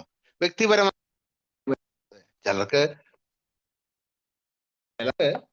ഒരു വിഷയം അവതരിപ്പിക്കാനുള്ള കഴിവുണ്ടാകുമായിരിക്കാം, ചിലർക്ക് അല്ലെങ്കിൽ ചായ കൊടുക്കാനുള്ളതായിരിക്കും, അല്ലെങ്കിൽ സംഘടിപ്പിക്കാനുള്ള കഴിവുണ്ട്. സംഘടിപ്പിക്കാനുള്ള അപാരമായ മിടുക്കുള്ള എത്ര ആൾക്കാരുണ്ട്. പക്ഷെ അവര് പലപ്പോഴും അവരൊന്നും രാഷ്ട്രീയക്കാർ തന്നെ കാണത്തില്ലേ, അവരൊരിക്കലും ഒരു സ്റ്റേജിൽ കയറുന്നവർ പ്രസംഗിക്കാറില്ല. എന്ന് പറഞ്ഞ പോലെയാണ് ഓരോ വ്യക്തിക്കും അവരുടേതായ കഴിവുകളുണ്ട്. അപ്പൊ എല്ലാവർക്കും എല്ലാ കഴിവും ഉണ്ടെന്നുള്ളതല്ല. അപ്പൊ അതൊക്കെ അതിനനുസരിച്ചുള്ള ആൾക്കാർ ചെയ്യുക, അതിനനുസരിച്ചുള്ള നമ്മൾ എപ്പോഴും അതിനെക്കുറിച്ചുണ്ട്. അതുകൊണ്ട് തന്നെ പബ്ലിക് ഇൻഫർമേഷനെ കുറിച്ച് പറയുമ്പോൾ പ്രത്യേകിച്ചും പറയാറുണ്ട്, ആദ്യം വേണ്ടത് ഒരു ഇന്റേണൽ അവയർനെസ് ആണ്. പബ്ലിക് ഇൻഫർമേഷൻ മുമ്പേ ചെയ്യേണ്ടതാണ്.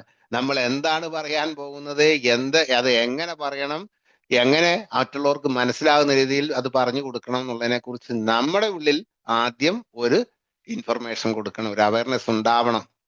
എന്നിട്ടാണ് നമ്മൾ അത് കൊടുക്കേണ്ടതെന്നാ പറയുന്നത്. ഞാനിത് പ്രത്യേകം പറഞ്ഞൊന്നുമല്ല, നമ്മളെ പബ്ലിക് ഇൻഫർമേഷൻ വർക്ക് ബുക്കിന്റെ ഫസ്റ്റിലെ തന്നെ ഏറ്റവും ആദ്യം എഴുതിയേക്കുന്നതാ. അതിൻ്റെ അകത്ത് അങ്ങനെ തന്നെ എഴുതിക്കൊണ്ട് ആദ്യം വേണ്ടത് അങ്ങനെയാണ്. അപ്പൊ അതും ഇതിനോട് ചേർന്ന കാര്യം തന്നെയാണ്. ഈ നിഷ്പക്ഷതയുടെ ഭാഗമായിട്ടുള്ളത് തന്നെയാണ്. കാരണം നിഷ്പക്ഷത തെറ്റിപ്പോകാൻ സാധ്യതയുള്ളത് കൊണ്ടാണ് അത്തരം കാര്യങ്ങളിൽ നമ്മൾ ഒരു അവയർനെസ് നടത്തിയതിന് ശേഷമേ അത് ചെയ്യാൻ പാടുള്ളൂ എന്ന് പറഞ്ഞ് വന്നിട്ടുണ്ട്. നമ്മളിത് ഒരിക്കലും ചെയ്യാതെ അടുത്ത 5 കൊല്ലത്തേക്ക് ഇന്റേണൽ അവയർനെസ് തന്നെ നടത്തിക്കൊണ്ട് അതിന് ശേഷം പബ്ലിക് അവയർനെസ് നടത്താം എന്ന് വിചാരിക്കാൻ പോകണ്ട. അതിനല്ല, ആ അർത്ഥത്തിലല്ല അതിനെ ഉദ്ദേശിച്ചത്. മറിച്ച് നമ്മൾ ഓരോ കാര്യങ്ങൾ ചെയ്യുമ്പോഴും അതിനു മുമ്പിലേ നമ്മളുടെ ഇടയിൽ അതിനെക്കുറിച്ച് ഒരു ചർച്ച നടത്തുകയാണെങ്കിൽ അത് വളരെയധികം ഗുണകരമായിരിക്കും എന്ന് തന്നെയാണ് പറയുന്നത്. അപ്പൊ അതുകൊണ്ട് നമ്മള് ഇത്തരം കാര്യങ്ങളിലൊക്കെ അതുകൊണ്ട് നമ്മൾ നമ്മളെക്കുറിച്ചുള്ള വിലയിരുത്തൽ നടത്തുമ്പോൾ ഈ കാര്യം ചെയ്യണം. നമ്മൾ നിഷ്പക്ഷത പാലിക്കാൻ കഴിഞ്ഞിട്ടുണ്ടോ? നേരത്തെ പറഞ്ഞ പോലെ മതപരമായ സംഘങ്ങളിൽ ചെന്നപ്പോൾ അവിടെ മറ്റൊരു മതത്തിനെയോ അല്ലെ മറ്റൊരു സ്ഥാപനത്തിനെയോ നമ്മൾ അവഹേളിക്കുന്നവരെ, അവർക്കത് പറ്റുകയെന്നുള്ളവരോ, അല്ലെങ്കിൽ ചെന്നിരിക്കുന്ന നമ്മളെ വിളിച്ച ആൾക്കാരെ സൂചിപ്പിക്കാൻ വേണ്ടി അവർ നല്ല എന്നുള്ള ധ്വനി ഉണ്ടാകുന്ന തരത്തിലോ ഒക്കെ പറയാറുണ്ടോ, പറഞ്ഞിട്ടുണ്ടോ എന്നൊക്കെ നമ്മൾ നോക്കണം. അങ്ങനെ പറ്റുന്നുണ്ടെങ്കിൽ തീർച്ചയായിട്ടും ഇഷ്ടം പോലെ അനുഭവം ഉണ്ട്. ഇതൊന്നും ഞാൻ വെറുതെ പറയുന്നതല്ല. ഒരുപാട് അനുഭവങ്ങൾ, ഒരുപാട് പേരുടെ ഭാഗത്തുനിന്ന് ഉണ്ടായ തകരാറുകൾ കൊണ്ട് എഐക്ക് ഒരിക്കലും കടന്നു ചെല്ലാൻ പറ്റാത്ത രീതിയിൽ പല വാതിലുകളും അടഞ്ഞു പോയിട്ടുണ്ട്. ആവേശത്തിന്റെ പുറത്ത് പറഞ്ഞു പോയതാ, പക്ഷെ അത് തെറ്റിദ്ധരിക്കപ്പെട്ടു. പിന്നീട് ഒരിക്കലും അവിടെ കടന്നു ചെല്ലാൻ പറ്റാത്ത പോലെ തന്നെ ആ വാതിലുകൾ എന്നേക്കുമായി അടഞ്ഞുപോയി. ഇങ്ങനത്തെ പ്രത്യേകിച്ചും മതപരമായ സ്ഥലങ്ങളിൽ ചെല്ലുമ്പോൾ നമ്മൾ എപ്പോഴും കരുതേണ്ടതുണ്ട്. അവർക്കൊക്കെ എന്തോ നമ്മളെ വളരെ സംശയത്തോടെ തന്നെയാണ് നോക്കുന്നത്. ഇവരെന്തോ വേറെന്തോ ആൾക്കാരാണോ, പുതിയൊരു മതമാണോ എന്നൊക്കെ ഉള്ളൊരു തോന്നലും കൂടെ ഉണ്ട്. അപ്പൊ അവർക്കത് മനസ്സിലാകാത്തതിന്റെ പേരിലും ഉണ്ട്. അപ്പൊ അതുകൊണ്ട് നമ്മൾ അത് നോക്കണം. അതേപോലെ തന്നെ ജയിലുകളിലെ അതേപോലെയുള്ള ഈ ആശുപത്രികളിലെ ഇവിടെയുള്ള സ്ഥലങ്ങളിലൊക്കെ പോകുമ്പോൾ ഇത്തരം തെറ്റിദ്ധാരണകൾ ഉണ്ടാകാതെ, ഗവൺമെന്റ് സ്ഥാപനങ്ങള് അവിടെയൊക്കെ ഉണ്ടാകുമ്പോൾ നമുക്ക് തെറ്റിദ്ധാരണ ഉണ്ടാകാതെ, നമ്മൾ ഏതെങ്കിലും ഒരു വിഭാഗത്തിൻ്റെതാണ്, ഏതെങ്കിലും രാഷ്ട്രീയ കക്ഷിയുടേതാണ് അത്തരത്തിലുള്ള അത് നമ്മളെ സ്റ്റിക്കറുകൾക്കോ ബാനറുകൾക്കോ പോലും അതിൻ്റെതായ എന്തെങ്കിലും ഛായ തോന്നിക്കുന്ന തരത്തിലുള്ള കളറുകളോ വാക്കുകളോ പോലും നമ്മൾ ഉപയോഗിക്കാതിരിക്കാൻ പ്രത്യേകം ശ്രദ്ധിക്കേണ്ടതുണ്ട്. അതേപോലെ തന്നെ നമുക്ക് ഈ പറഞ്ഞ കാര്യത്തിൽ എയെ കുറിച്ച് ഒരു ഔദ്യോഗികമായിട്ടുള്ള ഒരു പക്ഷം എന്നൊന്നുമില്ല. ഈ പറഞ്ഞ കാര്യത്തിൽ നമുക്ക് അതിനൊരു പ്രത്യേക ഒരു ഔദ്യോഗിക പക്ഷം എന്ന് പറഞ്ഞുകൊണ്ടല്ല നമ്മൾ അവതരിപ്പിക്കുന്നത്.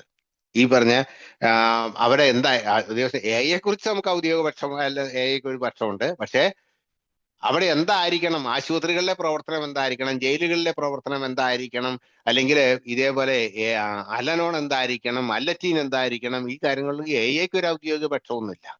അതൊക്കെ അവരവരുടേതായ കാര്യങ്ങളാ. അവിടെ നമുക്ക് എയുടെ മെസ്സേജ് കൊടുക്കാൻ വേണ്ടി പോവുക എന്നുള്ളതല്ല, അതിന്റെ അപ്പുറത്തേക്ക് നമുക്ക് വേറൊന്നുമില്ല. അപ്പൊ അതുകൊണ്ട് നമുക്കവരെ അത്തരം ഒരു ധാരണ അവരിൽ ഉണ്ടാക്കുന്നുണ്ടോ, നമ്മുടെ പ്രവർത്തനങ്ങളിൽ അത്തരം കാര്യങ്ങൾ ഉണ്ടായിട്ടുണ്ടോ എന്നൊക്കെ നമ്മള് പ്രത്യേകം ശ്രദ്ധിക്കേണ്ടതാണ്. ഒരു അഭിപ്രായം ഇത്തരം മറ്റ് പൊതുവിഷയങ്ങളിൽ ഉണ്ട് എന്ന് അവിടെ ഒന്നും എയ്ക്ക് അഭിപ്രായമേ ഇല്ല. എയ്ക്ക് ഒരു അഭിപ്രായമില്ല. അതുകൊണ്ട് അഭിപ്രായം എന്ന് പറയുന്ന ഒരു സാധനമില്ല. വ്യക്തിക്ക് അഭിപ്രായം ഉണ്ടാകാം, പക്ഷെ അഭിപ്രായം ഇല്ല.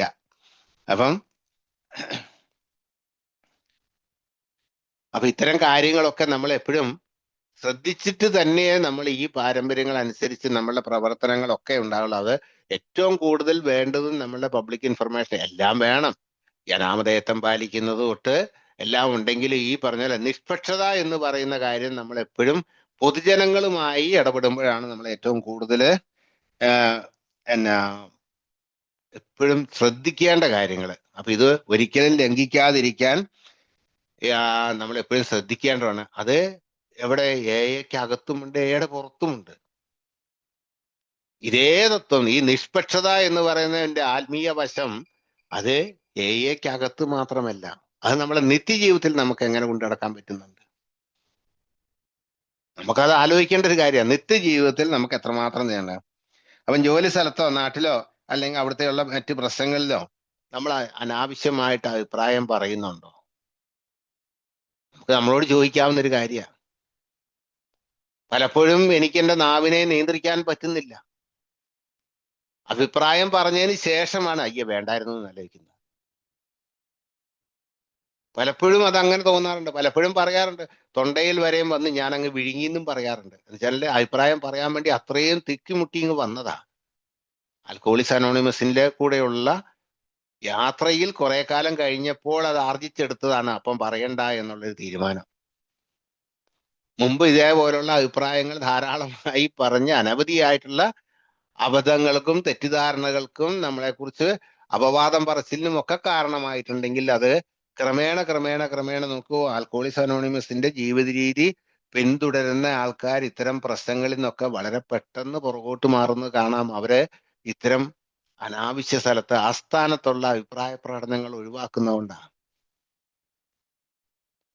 അവിടെയൊക്കെ അറിയാതെ എന്റെ പക്ഷമോ അല്ലെ മറ്റേതെങ്കിലും പക്ഷമോ ഏതെങ്കിലും ഒരു ഭാഗത്തേക്ക് ഒരു ചായ്വ് ഉണ്ടാകുന്നു, അല്ലെങ്കിൽ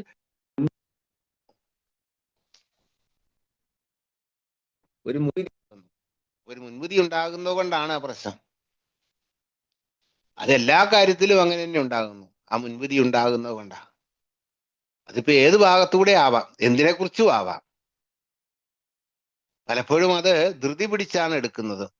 അപ്പൊ ഇവിടെ ധൃതി പിടിച്ച് അങ്ങനെ ഒരു തീരുമാനം എടുക്കാനോ അതിലേക്ക് പോകാനോ ചർച്ചയിലേക്ക് പങ്കെടുക്കാനോ പോയി കഴിഞ്ഞിട്ടുണ്ടെങ്കിൽ തീർച്ചയായിട്ടും അത് അനാവശ്യമായ തർക്കങ്ങൾക്കാണ് കാരണം ഉണ്ടായിട്ടുള്ളത്. അപ്പം ശാന്തത കൈവരാൻ വേണ്ടിയിട്ട് നമുക്ക് എപ്പോഴും അതിനുവേണ്ടിയാണ് നമ്മുടെ പ്രാർത്ഥന. ഇത് തന്നെ പ്രശാന്തതയുടെ പ്രാർത്ഥന എന്നാണല്ലോ പറയുന്നത്. അപ്പൊ ശാന്തത വരട്ടെ, ക്രമേണ അത് വരണ്ട. ഈ പ്രശാന്തത എന്നുള്ള വാക്ക് പറയുമ്പോൾ വളരെ അർത്ഥവത്തായിട്ടുള്ളൊരു വാക്കാണ്. അത് മുകളിൽ അനങ്ങാതിരിക്കുന്നതിനെ മാത്രം പ്രശാന്തത എന്ന് പറയാൻ പറ്റുമെന്നില്ല. മുകളിൽ അനങ്ങാതിരുന്നിട്ട് കാര്യമൊന്നുമില്ല. അതിന്റെ അടിയില് അത്രമാത്രം അപകടങ്ങളാണെങ്കിലോ അടിയൊഴുക്കുകൾ ഇല്ലാതിരിക്കണം എന്നുള്ളത് നിർബന്ധമാണ്. അപ്പം മുകളിൽ അനങ്ങാതിരുന്നിട്ട് അടിയൊഴുക്കുകൾ ഉണ്ടെങ്കിൽ ഒരു കാര്യമില്ല. അപ്പൊ അതിനെ പ്രശാന്തത എന്ന് പറഞ്ഞില്ല. അപ്പൊ അത് ആഴത്തിലും പരപ്പിലും ഒരുപോലെ തന്നെ ശാന്തതയുമായി നിൽക്കേണ്ടതുണ്ട്. അപ്പം തീർച്ചയായിട്ടും നമ്മള് ഈ നിഷ്പക്ഷത പാലിക്കുമ്പോൾ ഒരുപാട് സംഘർഷത്തോടു കൂടി അത് നിഷ്പക്ഷത പാലിക്കുക. അത് നിഷ്പക്ഷത പാലിക്കുകയല്ല, മിണ്ടാതിരിക്കുക എന്ന് അവന് പറയാൻ പറ്റുള്ളൂ. സംഘർഷം ഒഴിവായിട്ട്, അപ്പം അത് സംഘർഷം ഒഴിവായിട്ട് ആകണമെന്നുണ്ടെങ്കിൽ നമ്മൾ കാര്യങ്ങളെ വ്യക്തമായി മനസ്സിലാക്കണം. അതിന്റെ ശരിതെറ്റും കൃത്യമായി മനസ്സിലാക്കിയാലേ പറ്റുള്ളൂ. അല്ലെങ്കിൽ ഏതെങ്കിലും ഒരു ഭാഗത്ത് നമ്മൾ മാത്രം നിൽക്കുകയും മറുഭാഗത്തോട് നമ്മൾക്ക് അതുകൊണ്ട് പ്രശ്നം ഉണ്ടാകുകയും ചെയ്യുന്നുണ്ട്. തീർച്ചയായിട്ടും അതൊരു സംഘർഷം തന്നെയാണ്. അതിന് കൃത്യമായ അഭിപ്രായം പറയാൻ കഴിയാതെ പോകും. തീർച്ചയായിട്ടും നമുക്ക് എതിരഭിപ്രായം ഉണ്ടാകുന്നവരോട് നമുക്ക് ദേഷ്യമാണ് ഉണ്ടാകുന്നത്, വിരോധമാണ് ഉണ്ടാകുന്നത്, വെറുപ്പാണ് ഉണ്ടാകുന്നത്, ദേഷ്യമാണ് ഉണ്ടാകുന്നത്. അത് ഒരു പൊട്ടിത്തെറിയിലായിരിക്കും പലപ്പോഴും പോയി കലാശിക്കുന്നത്. അപ്പൊ കാര്യങ്ങളെ മനസ്സിലാക്കാൻ വേണ്ടിയിട്ടുള്ള ഈ നേരത്തെ പറഞ്ഞ പോലെയുള്ള പ്രശാന്തത, ആഴത്തിലും പരപ്പിലുമുള്ള പ്രശാന്തത കൈവരിക്കാൻ കഴിഞ്ഞാൽ അത് ഒരു ദിവസം കൊണ്ട് കൈവരിച്ചെന്ന ഈ പറയുന്ന ഞാൻ അങ്ങനെ തന്നെയാണെന്നോ ഒന്നും അല്ല അതിൻ്റെ അകത്ത് അർത്ഥമുള്ളത്. കുറെയൊക്കെ ആകാൻ പറ്റിയിട്ടുണ്ടെന്നുള്ളത് വാസ്തവം. പക്ഷെ പലപ്പോഴും പല അഭിപ്രായങ്ങളും പെട്ടെന്ന് ഉചിതമല്ലാത്ത രീതിയിൽ എടുക്കുകയും അതിൻ്റെതായ തിക്തഫലങ്ങൾ അനുഭവിക്കുകയും ചെയ്തിട്ടുണ്ട്. അതുകൊണ്ട് തന്നെയാണ് ഞാൻ പറയുന്നത്, അത്തരമുള്ളൊരു സമീപനമാണെങ്കിൽ തീർച്ചയായിട്ടും നമുക്ക് കുറച്ചുകൂടെ അത് ഗുണകരമായിരിക്കും എന്നുള്ളതാണ്. അപ്പൊ അതുകൊണ്ട് എല്ലാ പ്രശ്നങ്ങളെയും ഒന്ന് ശാന്തമായി കേട്ടതിന് ശേഷം എല്ലാ കാര്യങ്ങളും വരില്ലേ, ഒന്ന് കേട്ടതിന് ശേഷം അഭിപ്രായം പറഞ്ഞാൽ പോരെ. അപ്പൊ നമുക്ക് ഈ പറഞ്ഞ നിഷ്പക്ഷത എന്നുള്ളത് കാര്യം പിന്നെ നമുക്ക് നടപ്പിലാക്കാൻ എളുപ്പമാണ്. മുഴുവൻ കേൾക്കുന്നതിന് മുമ്പാണ് തന്നെ, മുഴുവൻ കേൾക്കുന്നതിന് മുമ്പിലാണ് അഭിപ്രായം പലപ്പോഴും പറയുന്നത്. നമുക്കത് കേൾക്കാൻ ഒന്നായ ക്ഷമയില്ല. അപ്പൊ നിഷ്പക്ഷത പാലിക്കണമെങ്കിൽ നമുക്ക് തീർച്ചയായിട്ടും ക്ഷമയും കൂടെ ഒക്കെ പഠിക്കണം. മുഴുവൻ അത് കേൾക്കണം. എന്താണ് എതിർപക്ഷം എന്താണ് പറഞ്ഞത്, അല്ലെങ്കിൽ പൊതുവായി എന്താണ് പറഞ്ഞത്, അതിനുശേഷം എൻ്റെ അഭിപ്രായം പറയുന്നതിന് നിഷ്പക്ഷത പാലിക്കേണ്ടതുണ്ടോ. അത് തന്നെ പലപ്പോഴും ഒരു പക്ഷേ ആ സാഹചര്യങ്ങൾ അനുഭവിക്കാൻ എൻ്റെ അഭിപ്രായം എപ്പോഴും നമ്മൾ പറയുന്നില്ലേ അപ്രിയമായ സത്യങ്ങൾ പറയരുതെന്ന്. അപ്രിയ സത്യങ്ങൾ സത്യത്തിൽ അത് അങ്ങനെയല്ല പറയേണ്ടത്. സത്യം അപ്രിയമാണെങ്കിലും അപ്രിയമായി പറയരുതെന്ന. അങ്ങനെയുണ്ട്. സത്യം അപ്രിയമായി പറയുന്നത് കൊണ്ടാണ് അപകടം ഉണ്ടാക്കുന്നത്. ചിലപ്പോ അങ്ങനെയാണെങ്കിൽ അപ്രിയമായി പറഞ്ഞ് അപകടം ഉണ്ടാക്കുന്നതിലും നല്ലത് പറയാതിരിക്കുന്നതാണെങ്കിലോ. സത്യം തന്നെയാണെങ്കിലും ചിലപ്പോ ഒരു പക്ഷേ അതൊരു പക്ഷേ ഒരു വലിയ കലഹമോ പ്രശ്നമോ ഉണ്ടാക്കുന്നതിലേക്കാണ് പോകുന്നതെങ്കിൽ തീർച്ചയായിട്ടും അതല്ലേ നല്ലത്. ഒരുപാട് പേർക്ക് പ്രശ്നം ഉണ്ടാക്കുന്ന ഒരു കാര്യമാണെങ്കിൽ സത്യം വളരെ പതുക്കെ സാവധാനത്തിൽ പിന്നീട് പറഞ്ഞാലും പോരെ. ആ സമയത്ത് അപ്പം പറയണമെന്നുണ്ടോ? നമുക്ക് ആലോചിക്കാവുന്ന കാര്യമേ ഉള്ളൂ. നല്ലതാണെങ്കിൽ എടുക്കാവുന്നേ ഉള്ളൂ. ഞാൻ അങ്ങനെ ഒരു തീരുമാനമായിട്ട് പറഞ്ഞതല്ല. പക്ഷേ അതുകൊണ്ട് ഗുണമാണ് കിട്ടുന്നത്. അന്നേരം അത് പറയാതിരിക്കുന്നത് ഗുണമാണെങ്കിൽ തീർച്ചയായിട്ടും അത് പറയാതിരിക്കുന്നതല്ലേ നല്ലത്. അങ്ങനെയുണ്ട്. അപ്പൊ അപ്രിയമായിട്ടൊരു സത്യമാണെങ്കിൽ അത് അപ്രിയമായി പറയാൻ പാടില്ല എന്ന് തന്നെയാണുള്ളത്. അപ്പൊ ഇവിടെ നമ്മൾ ഈ നിഷ്പക്ഷത പാലിക്കുമ്പോൾ ഇത്തരം കാര്യങ്ങൾ നമ്മൾ ഒന്നും കൂടെ മനസ്സിലാക്കിയിട്ട് മറിഞ്ഞുകൊണ്ടും ചെയ്യുകയാണെങ്കിൽ തീർച്ചയായിട്ടും അത് ഒരുപാട് ഒരുപാട് ഗുണങ്ങളൊക്കെ. മറ്റൊന്ന്, നമുക്ക് വീട്ടിൽ നടപ്പിലാക്കാൻ പറ്റുന്ന നമ്മൾ വീട്ടിലെ കാര്യങ്ങൾ, നമ്മുടെ കുടുംബത്തിലെ കാര്യങ്ങൾ മറ്റു കുടുംബങ്ങളുമായിട്ട് താരതമ്യം ചെയ്യാറുണ്ടോ? ഒരുപാട് ആൾക്കാർ ചെയ്യുന്ന ഒരു വലിയ പോരായ്മയായിട്ട് എനിക്ക് തോന്നുന്നതാണ്. നമ്മുടെ തന്നെ സഹോദരങ്ങളുടെ വീട്ടിലെ ആയിക്കോട്ടെ, അല്ലെങ്കിൽ നമ്മുടെ ബന്ധുക്കളുടെ വീട്ടിലായിട്ട്, അല്ലെങ്കിൽ അടുത്ത അയലോക്കത്തെ വീട്ടിലായിക്കോട്ടെ, നമ്മൾ അവിടുത്തെ ഒരു കാര്യങ്ങളും കൃത്യമായിട്ട് നമുക്ക് അതിന്റെ പുറമോടി മാത്രമേ കാണാൻ പറ്റുന്നുള്ളൂ. അവിടെ ഉള്ളിൽ നടക്കുന്ന എന്താന്നുള്ളത് നമുക്കറിയത്തില്ല. ചിലപ്പോൾ നല്ലതായിരിക്കും അവിടെ നടക്കുന്നത്, പുറത്ത് കാണുന്ന പോലെ തന്നെയായിരിക്കും അകത്ത്. പക്ഷെ പുറത്ത് കാണുന്നത് തന്നെയാണ് അകത്തെന്ന് നമുക്ക് പറയത്തില്ല. അതുകൊണ്ട് നമ്മൾ എങ്ങനെയാ നമ്മളുടെ കുടുംബത്തിലെ കാര്യങ്ങളെ നമ്മൾ അവരുമായിട്ട് താരതമ്യം ചെയ്യുന്നത്? കുടുംബത്തിലെ മറ്റംഗങ്ങൾക്ക് അത് എത്രമാത്രം വിഷമം ഉണ്ടാക്കുന്നുണ്ടോ? നമ്മൾ കുടുംബത്തിലെ തന്നെ നമ്മളുടെ കുട്ടികളെ മറ്റു കുട്ടികളുമായിട്ട് താരതമ്യം ചെയ്യുന്നുണ്ടോ?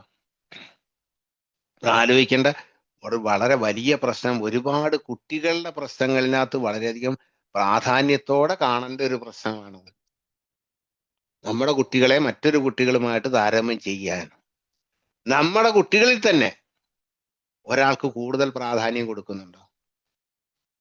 അവൻ കണ്ടില്ലേ കൂടുതൽ മാർക്ക് വാങ്ങി, നീ എവിടെ പോയതായിരുന്നു? അല്ലെങ്കിൽ അവൻ മിടുക്ക് കണ്ടില്ലേ, കളിയിലും മിടുക്കാണ്, അല്ലാതെ ഡാൻസിലും മിടുക്കാണ് എന്ന് പറഞ്ഞിട്ട് പറയുന്നത്. നോക്കി, അവിടെ നിഷ്പക്ഷമല്ലല്ലോ, പക്ഷം ചേരുന്നില്ലേ? അപ്പം ഒരാളുടെ പക്ഷം ചേരുന്നില്ലേ? മറ്റേ കുട്ടിയുടെ മനസ്സിലുണ്ടാകുന്ന വിഷമം എത്രയുണ്ടെന്ന് അപ്പൊ നമ്മൾ ആരെങ്കിലും ആലോചിച്ചോ? ശരിക്കും നമ്മളത് പ്രോത്സാഹിപ്പിക്കാൻ വേണ്ടിയാണ്, അവരെ കൂടുതൽ ഉത്തേജിപ്പിക്കാനോ കൂടുതൽ മുന്നോട്ട് വരുത്താൻ വേണ്ടിയാണ് നമ്മളത് പറയുന്നത് എന്ന് വേണമെങ്കിൽ നമ്മൾ അവകാശപ്പെടാം. പക്ഷേ ആ കുട്ടിയുടെ മനസ്സ് നമ്മൾ ചിന്തിച്ചിട്ടുണ്ടോ? നമ്മൾ ചിന്തിച്ചിട്ടില്ല എന്നുള്ള വാസ്തവം. നമ്മൾ അറിയാതെ ഒരു പക്ഷം ചേർന്നിട്ടുണ്ട്, ഒരു ഭാഗത്ത് ചേർന്നിട്ടുണ്ട്. ഒരുപാട് ഒരുപാട് കുട്ടികളുടെ മാനസിക പ്രശ്നവുമായി ബന്ധപ്പെടുമ്പോൾ അറിയുന്ന കാര്യങ്ങളിൽ ഇത് വളരെ പ്രധാനപ്പെട്ട ഒരു കാര്യമായിട്ടുണ്ട്. മാതാപിതാക്കൾ ഒരു ഭാഗം ചേരുന്നുണ്ട്, അല്ലെങ്കിൽ ചിലപ്പോൾ ഒരു പക്ഷെ തെറ്റിദ്ധാരണയാവാം. അനിയനോ അനിയത്തിയോ ചേച്ചിയോ ചേട്ടനോ അവരോടാണ് കൂടുതൽ സ്നേഹം. മുതിർന്ന ആൾക്കാര്, അതാണ്, ഒരുപാട് ഒരുപാട് മുതിർന്ന ആൾക്കാർ ഇതേ അഭിപ്രായം പറഞ്ഞാണ്. ചെറുപ്പത്തിൽ അവർക്കുണ്ടായ തോന്നൽ, അവര് പ്രായപൂർത്തിയായി 10, 40, 50 വയസ്സായി കഴിഞ്ഞിട്ട് അവരവരുടെ മാതാപിതാക്കളോടുള്ള ദേഷ്യത്തിന് കാരണമായിട്ട് പറഞ്ഞത്.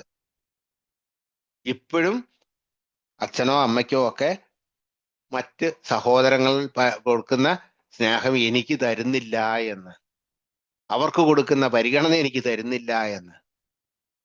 നമുക്ക് അതൊക്കെ ഓരോരുത്തരുടെ മനസ്സിലും ഉണ്ടാക്കിയിരിക്കുന്ന ആഘാതം എത്രമാത്രമാണ് എന്നുള്ളതാണ്. അപ്പം നമ്മൾ ഈ നിഷ്പക്ഷത എന്ന് പറയുമ്പോൾ അത് ഏതെല്ലാം മേഖലകളിൽ നമുക്ക് നടപ്പിലാക്കാൻ പറ്റുന്നതാ? കുറെ മേഖലകളിൽ നമുക്ക് നടപ്പിലാക്കാൻ പറ്റുന്ന ഒരു കാര്യം തന്നെയാണത്. അപ്പൊ അതുകൊണ്ട് ഈ മറ്റ് പൊതുസ്ഥലങ്ങളിൽ ഉണ്ടാകുന്ന അഭിപ്രായ പ്രകടനങ്ങളിനകത്ത് നമ്മൾ കാണിക്കുന്നത് പോലെ അതേപോലെ തന്നെ അശ്രദ്ധമായിട്ട് നമ്മളുടെ വീട്ടിലും അതുപോലെ ചെയ്യരുത്. ഇതുപോലുള്ള എത്ര വേണമെങ്കിൽ നമുക്ക് നമ്മളുടെ വീട്ടിലെ കാര്യങ്ങൾ, നമ്മളുടെ മക്കളുടെ കാര്യങ്ങൾ, നമ്മുടെ സഹോദരങ്ങളുടെ കാര്യങ്ങൾ, അല്ലെങ്കിൽ ഭാര്യയുടെയോ ഭർത്താവിന്റെയോ ഒക്കെ കാര്യങ്ങൾ, ഇത്തരം കാര്യങ്ങളെ കുറിച്ച് നമുക്ക് വിശദമായി പഠിച്ചു നോക്കുമ്പോൾ അവരുടെ ബുദ്ധിമുട്ടുകൾ ഇതാണെന്ന് നോക്കുമ്പോൾ ഇത്തരത്തിലുള്ള നമ്മളുടെ മുൻവിധികളും ആസ്ഥാനത്തുള്ള അഭിപ്രായ പ്രകടനങ്ങളും അവരെ ഇടിച്ചു താഴ്ത്തിക്കൊണ്ടോ കൊച്ചാക്കിക്കൊണ്ടോ താരതമ്യം ചെയ്തുകൊണ്ടോ ഉള്ള നമ്മുടെ സംസാരങ്ങളും ഒക്കെ അവർക്കുണ്ടാക്കുന്ന ബുദ്ധിമുട്ടുകൾ എത്രമാത്രം ഉണ്ട് എന്ന് ഇതുവരെയും ശ്രദ്ധിച്ചിട്ടില്ലെങ്കിൽ നമുക്കൊന്ന് ശ്രദ്ധിച്ചു നോക്കാം. ആൽക്കഹോളിക്സ് അനോണിമസിന്റെ ജീവിത രീതിയിൽ അതും ഒരു വളരെ പ്രധാനപ്പെട്ട കാര്യമാണ്. നമ്മളെന്നും ഒരു സ്ഥലത്ത് തന്നെ നിൽക്കുകയല്ലല്ലോ. നമ്മൾക്ക് മാറ്റം ഉണ്ടാകുന്നുണ്ട്, നമ്മൾക്ക് സന്തോഷം കിട്ടുന്നുണ്ട് അല്ലെ കിട്ടുന്നില്ല എന്നാണെങ്കിൽ നമുക്കത് കിട്ടാൻ വേണ്ടി നമ്മൾ എന്താ ചെയ്യേണ്ടതെന്നുള്ളതിന്റെ ഭാഗമായിട്ട് നോക്കിയോ. 10ാമത്തെ പടി എന്താ പറയുന്നത്? ഞങ്ങളെക്കുറിച്ചുള്ള വിലയിരുത്തൽ തുടർന്ന് ചെയ്യുകയും തെറ്റ് ചെയ്യുമ്പോഴെല്ലാം ഉടനെ സമ്മതിക്കുകയും ചെയ്തു. അപ്പൊ ആ വിലയിരുത്തൽ തുടർച്ചയായി ചെയ്യുന്ന ഭാഗമായിക്കൊണ്ട് ഇത് ചെയ്യേണ്ടതാ. 10ാമത്തെ പടിക്കാതെ തന്നെ ഞാൻ പറയുന്നത് 10ാമത്തെ പടി എന്ന് പറഞ്ഞാൽ എല്ലാ പടിയും കൂടെ ചെയ്യുന്ന സാധനമാണ്. ഞങ്ങളെക്കുറിച്ചുള്ള വിലയിരുത്തൽ ചെയ്യാൻ ഞാൻ വിലയിരുത്തലിനകത്ത് വരുന്നില്ല. ഞാൻ 1ാം പടി ചെയ്തോ, 2ാം പടി ചെയ്തോ, 11ാം പടി ചെയ്തോ, 12ാം പടി ചെയ്തോ എന്നുള്ളതാണ് അതിനെ കുറിച്ചുള്ള അതിനകത്ത് എത്രമാത്രം ശരികളുണ്ട്, തെറ്റുകൾ വന്നിട്ടുണ്ട്, അപാകതകൾ വന്നിട്ടുണ്ട്, കുറവുകൾ വന്നിട്ടുണ്ട്, എത്രമാത്രം നേട്ടങ്ങൾ ഉണ്ടായിട്ടുണ്ട്, എത്രമാത്രം എനിക്ക് വിജയം ഉണ്ടായിട്ടുണ്ട്, ഇതൊക്കെ അതിനകത്ത് ആലോചിക്കാം. അപ്പം 10ാം പടിക്കകത്ത് ബാക്കി 11 പടിയും അതിനകത്ത് പെടും. എന്ന് പറഞ്ഞ പോലെ തന്നെ ഈ വിലയിരുത്തലിന്റെ ഭാഗമായിക്കൊണ്ട് നമുക്ക് നമ്മളോട് തന്നെ ചോദിക്കാവുന്ന ചോദ്യമാണ്, ഞാൻ തീർത്തും നിഷ്പക്ഷമായിട്ട്, കാരണം എല്ലാവർക്കും തുല്യമായിട്ടുള്ള, നമ്മുടെ രാഷ്ട്രീയ കാര്യത്തെ കുറിച്ചല്ല പറയുന്നത്, അവിടെ പോലും കണ്ടില്ലേ ഒരു നിഷ്പക്ഷമായിട്ട് നമുക്ക് ഒരിക്കലും നിൽക്കാൻ പറ്റില്ല. നമ്മുടെ നേതാവ് പറയുന്നത് നമ്മൾ കേൾക്കേണ്ടി വരും, അനുസരിക്കേണ്ടി വരും, അല്ലെങ്കിൽ നമ്മൾ വിഘടനവാദിയാകും, തിരുത്തൽവാദിയാകും, നമ്മൾ പുറത്തു പോകും. അപ്പൊ അവിടെ പോലും അങ്ങനെയാ. അപ്പൊ നമ്മള് വീട്ടിലും നമ്മൾക്ക് ഈ പറഞ്ഞ പോലെയുള്ള കാര്യങ്ങള്, അപ്പം നമ്മൾ ആലോചിക്കുക, നമ്മൾ വിലയിരുത്തലിനകത്ത് നമ്മൾ ആലോചിക്കുക, നമ്മളിവിടെ ഇതിനകത്തിരിക്കുന്നത് അല്ലെങ്കിൽ എയിലെ അംഗങ്ങൾ നമ്മുടെ നാട്ടിൽ പറയുന്നത് ആണുങ്ങൾ മാത്രമാണ്, അല്ലെങ്കിൽ പിതാക്കന്മാർ മാത്രമാണ്, സഹോദരന്മാർ മാത്രമാണെന്നുള്ള കൺസെപ്റ്റിൽ മാത്രം നമ്മൾ ധരിക്കുക. അല്ലാത്തവരുണ്ട് നമ്മുടെ നാട്ടിലിപ്പോ നമ്മൾ അങ്ങനെ ആയിരിക്കും എന്നുള്ള കണക്കൂട്ടിൽ പറയുന്നു മാത്രമേ ഉള്ളൂ. അപ്പൊ നമുക്ക് നല്ല ഒരു പിതാവാകാന് എല്ലാവർക്കും തുല്യ പ്രാധാന്യം കൊടുക്കുക, അല്ലെങ്കിൽ അവർക്ക് അർഹിക്കുന്ന പ്രാധാന്യം. അവിടെയും തെറ്റിദ്ധരിക്കാറുണ്ട്, അവർക്ക് അത്രേ അർഹതയുള്ളൂ നമ്മൾ കണ്ടുപിടിച്ച് പോയാൽ തെറ്റി. ഒരു കുട്ടി 100-ൽ 100 വാങ്ങി മറ്റവൻ 100-ൽ 80 വാങ്ങിയുള്ളത് കൊണ്ട് 100-ൽ 100 വാങ്ങുന്നവനാണ് കൊടുക്കുന്നത്, മറ്റവൻ അത്രേ അർഹിക്കുന്നില്ല സമ്മാനം, നല്ല നേരെ തിരിച്ചാകത്തില്ല. അവനെ പ്രോത്സാഹിപ്പിക്കണേ അവനല്ലേ കൂടുതൽ കൊടുക്കേണ്ടത്. അങ്ങനെ ആവാലോ. അപ്പൊ ഇതിലേതും നമുക്കാവാം. അപ്പൊ എവിടെയല്ല അർഹിക്കുന്ന വെച്ചാൽ അവരെ പ്രോത്സാഹിപ്പിക്കുന്ന തരത്തില്, അവരെ മുന്നോട്ട് തള്ളിക്കൊണ്ട് വരാൻ കഴിയുന്ന തരത്തിൽ നമുക്ക് അവരെ പ്രോത്സാഹിപ്പിക്കാൻ കഴിയണം. അതാണ് നമ്മൾ ചെയ്യേണ്ടത്, അല്ലാതെ വേർത്തൊന്നല്ല നമ്മൾ ചെയ്യേണ്ടത്. അപ്പൊ അവർക്ക് അങ്ങനെയുള്ള എല്ലാവർക്കും തുല്യ പ്രാധാന്യവും തുല്യ അവകാശവും കൊടുക്കാൻ നമുക്ക് കാണാം. അപ്പോഴാണല്ലോ നിഷ്പക്ഷമാകുന്നത്. തുല്യം അല്ലാന്നാകുമ്പോൾ ഏതോ ഒരു പക്ഷത്തേക്ക് ചായ്വുണ്ടായെന്നാണല്ലോ വരുന്നത്. അപ്പൊ അങ്ങനെ ആകാൻ കഴിയില്ല. അപ്പം മക്കൾക്കായിക്കോട്ടെ, മാതാപിതാക്കൾക്കോട്ടെ, ഭാര്യയ്ക്കായിക്കോട്ടെ, പിന്നെ വേണേ നമ്മൾ താമസിക്കുന്ന സ്ഥലത്തെ നമ്മുടെ സുഹൃത്തുക്കള്, നമ്മളെല്ലാരോടും പോയി കെട്ടിപ്പിടിക്കണമെന്നോ എല്ലാവരുടെ കൂട്ടത്തിൽ പോകണമെന്നൊന്നും അല്ല. അതുണ്ടല്ലോ, ആ സാഹചര്യങ്ങളെല്ലാം ഉണ്ടല്ലോ. നമ്മൾ അനാവശ്യമായി ഏതെങ്കിലും ഒരു ഭാഗത്തേക്ക് ചേരാനോ, അനാവശ്യമായി ഒരാളുടെ ഭാഗം ചേർന്ന് മറ്റൊരാൾക്കെതിരെ എന്തെങ്കിലും പ്രശ്നങ്ങൾ കൊണ്ടുവരാനോ നമ്മൾ പോകുന്നില്ലെന്ന് വെച്ചാൽ മതി. അല്ലാണ്ട് ഇപ്പം അവിടെ ഇരിക്കുന്ന എല്ലാവരെയും നമുക്ക് ഒരേപോലെ ആകാൻ അത് പറ്റില്ല. അത് നമുക്ക് ഒരിക്കലും സാധിക്കില്ല. ഒരാളെ കൊണ്ട് കഴിയുന്നതല്ല. എല്ലാവരെയും ഒരുപോലെ സ്നേഹിക്കാൻ പറ്റുന്നില്ല. അങ്ങനെയൊക്കെ ഉണ്ടാകാതിരിക്കും, മഹത്തുക്കളായിട്ടുള്ള ആൾക്കാരുണ്ടായിരിക്കാം. അവർക്ക് പോലും കഴിയുന്നുണ്ടോ എന്ന് നമുക്കറിയില്ല. പക്ഷെ എന്തായാലും അങ്ങനെയൊക്കെയുള്ള അപൂർവമായ ചില ആൾക്കാരുടെ അവർക്കൊന്നും ഇത്തരം കാര്യങ്ങൾക്കും ഇത്തരം സാഹചര്യങ്ങളിൽ കൂടെ പോകുന്നില്ല. നമ്മളെപ്പോലെ കുടുംബസ്ഥരായി കഴിയുന്ന ആൾക്കാർക്ക് ഒരു പക്ഷെ അത് അങ്ങനെ കഴിയുന്നതല്ല, അല്ലെങ്കിൽ നമ്മളെപ്പോലെ സാധാരണ ജീവിതം നയിക്കുന്ന ആൾക്കാർക്ക് അത് കഴിയില്ല ഒരിക്കലും. നമ്മൾക്ക് എത്ര പേരെ ഇഷ്ടപ്പെട്ടെന്ന് ആയിരിക്കൊണ്ട് കാര്യമില്ല, അവർക്കെല്ലാവർക്കും നമ്മളെ ഇഷ്ടപ്പെട്ടോണമെന്നില്ല. അപ്പൊ അതുകൊണ്ട് അതൊക്കെ വ്യത്യാസങ്ങളും ഒക്കെ ഉണ്ടാകാം. അപ്പം അതാണ് നമ്മൾ എപ്പോഴും പ്രത്യേകമായി ശ്രദ്ധിക്കേണ്ടതിരിക്കുന്നത്. മറ്റൊരു കാര്യം നമുക്കൊന്ന് ആലോചിക്കാം, നമ്മള് ഒന്ന് അന്വേഷിക്കുകയോ അല്ലെ അറിയോ എന്ന്. നമ്മളില്ലാത്തപ്പോൾ നമ്മളെക്കുറിച്ച് മറ്റുള്ളവരെന്താ പറയുന്നത്? നമ്മൾ സ്ഥലത്തില്ലാത്തപ്പോൾ നമ്മളെക്കുറിച്ച് മറ്റുള്ളവരെന്താണ് പറയുന്നത് എന്ന് എപ്പോഴെങ്കിലും കേട്ടിട്ടുണ്ടോ? കേട്ടില്ലെങ്കിൽ നമ്മളൊന്ന് അറിയുന്നത്. അതിനുവേണ്ടി നമ്മൾ ചാരന്മാരെ ഒന്നും വെക്കണ്ട, അതിനുവേണ്ടി അന്വേഷണ സംഘത്തെയും വിടണ്ട. എപ്പോഴെങ്കിലും നമ്മൾ ശ്രദ്ധിച്ചിട്ടുണ്ടോ, അല്ലെങ്കിൽ അറിയാതെങ്കിലും കേട്ടിട്ടുണ്ടോ? ആ കേട്ടതിനകത്തൂടെ ചിലപ്പോൾ അവരുടെ അഭിപ്രായം എന്താണ് എന്നുള്ളത്, നമ്മളെക്കുറിച്ച് നല്ലവനാണെന്നോ മോശക്കാരനാണെന്നോ പിശുക്കനാണെന്നോ സ്നേഹമുള്ളവനാണെന്നോ ഇല്ലാത്തവനാണെന്നോ അല്ലെങ്കിൽ അസൂയക്കാരനാണെന്നോ കുശുമ്പുകാരനാണെന്നോ എല്ലാവരെയും സഹായിക്കുന്നവനാണെന്നോ, ഇങ്ങനെയൊക്കെ എല്ലാവർക്കും പോസിറ്റീവായിട്ടുള്ള കാര്യങ്ങൾ കേൾക്കാൻ എല്ലാവർക്കും ഇഷ്ടം തന്നെയാ. അല്ലാണ്ട് നമ്മളെക്കുറിച്ച് ഒരാൾ മോശം പറയുന്നത് കേട്ട് കഴിഞ്ഞാൽ നമുക്ക് ആർക്കും അതത്ര സുഖിക്കുന്നുമല്ല. പക്ഷേ ഒന്നുണ്ട്, നമ്മളില് എന്താണ് മാറ്റം വരുത്തേണ്ടതെന്ന് അതിലൂടെ നമുക്കൊന്ന് തിരിച്ചറിയാൻ പറ്റും. മറ്റുള്ളവർ അങ്ങനെ പറയുന്നുണ്ടെങ്കിൽ നമ്മളിൽ എന്തോ ഒരു തകരാറുണ്ടോ, അതുകൊണ്ടായിരിക്കുമല്ലോ അവർ പറഞ്ഞത്. പക്ഷെ നമുക്കങ്ങനെ കേൾക്കാൻ പറ്റിയിട്ടുണ്ടോ, അല്ലെ അങ്ങനെ ശ്രദ്ധയിൽപ്പെട്ടിട്ടുണ്ടോ?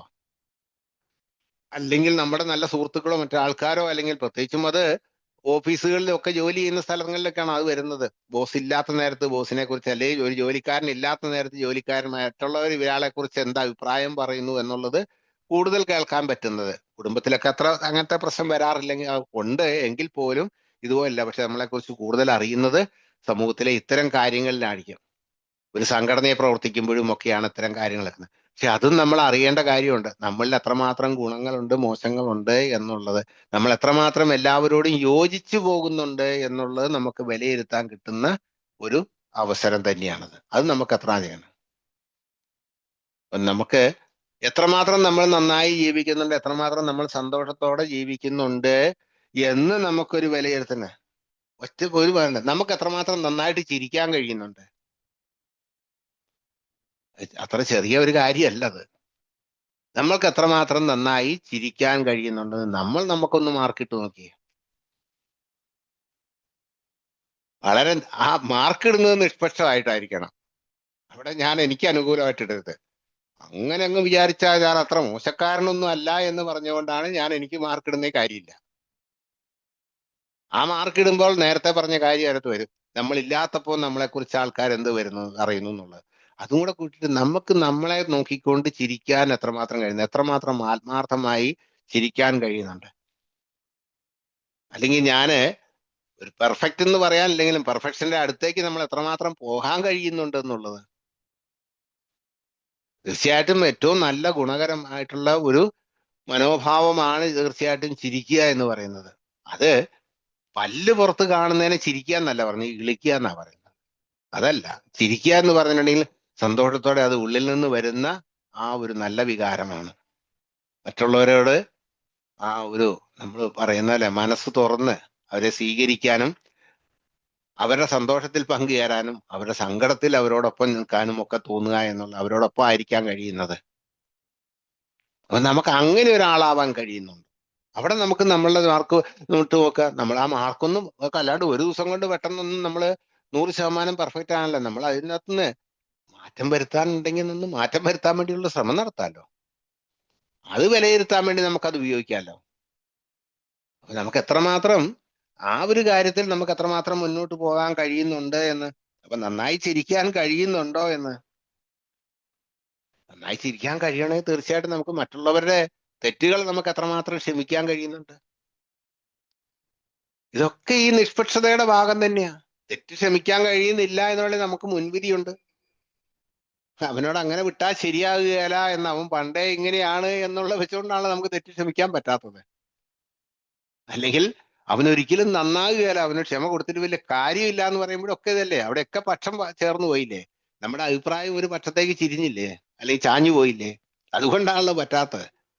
ഇപ്പം നാട്ടുകാരോട് മുഴുവൻ ക്ഷമിക്കണം എന്നല്ലല്ലോ. തെറ്റ് ചെയ്തവരായ കുറ്റങ്ങൾ ഉണ്ടെങ്കിൽ തീർച്ചയായിട്ടും അവർക്ക് തകരാറുകളുണ്ട്, അത് അവരെ ബോധ്യപ്പെടുത്താനും ഒക്കെ പറയേണ്ടതാണ്, ചെയ്യേണ്ടതാണ്. എങ്കിൽ പോലും നമ്മൾക്ക് ഒരാളോട് നമുക്ക് പൊരുത്തപ്പെടാൻ കഴിയുന്നുണ്ടോ എന്നുള്ളതാണ്. അപ്പം പൊരുത്തപ്പെടാൻ കഴിയുന്നുണ്ടെങ്കിൽ തീർച്ചയായിട്ടും അത് നല്ല ഗുണം തന്നെയാ. അതൊക്കെ എത്രയുണ്ട് എന്ന് ഞങ്ങളെ കുറിച്ചുള്ള വിലയിരുത്തൽ 10-ാം പടിയുടെ ഭാഗം തന്നെ. വിലയിരുത്തിക്കോ, വിലയിരുത്തുമ്പോൾ നമുക്ക് എത്ര തന്നെ.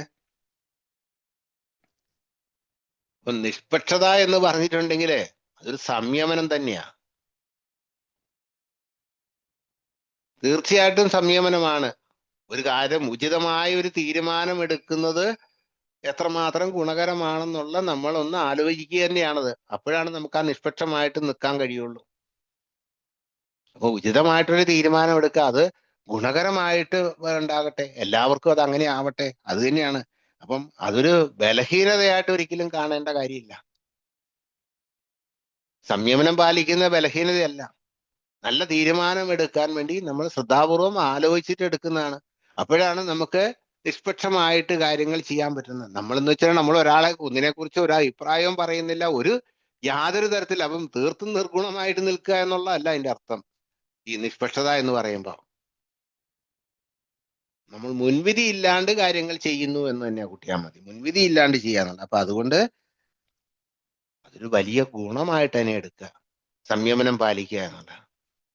തീർച്ചയായിട്ടും ആൽക്കഹോളിക്സ് അനോണിമസിന്റെ ഈ പ്രോഗ്രാമിൽ കൂടി കടന്നു പോകുന്നവരിൽ എപ്പോഴും ഏറ്റവും കൂടുതൽ വളർന്നു വരുന്ന, മുന്നോട്ട് ഉയർന്നു വരുന്ന ഒരു ഗുണമായിട്ട് കാണുന്ന ഇത് തന്നെയാണ്.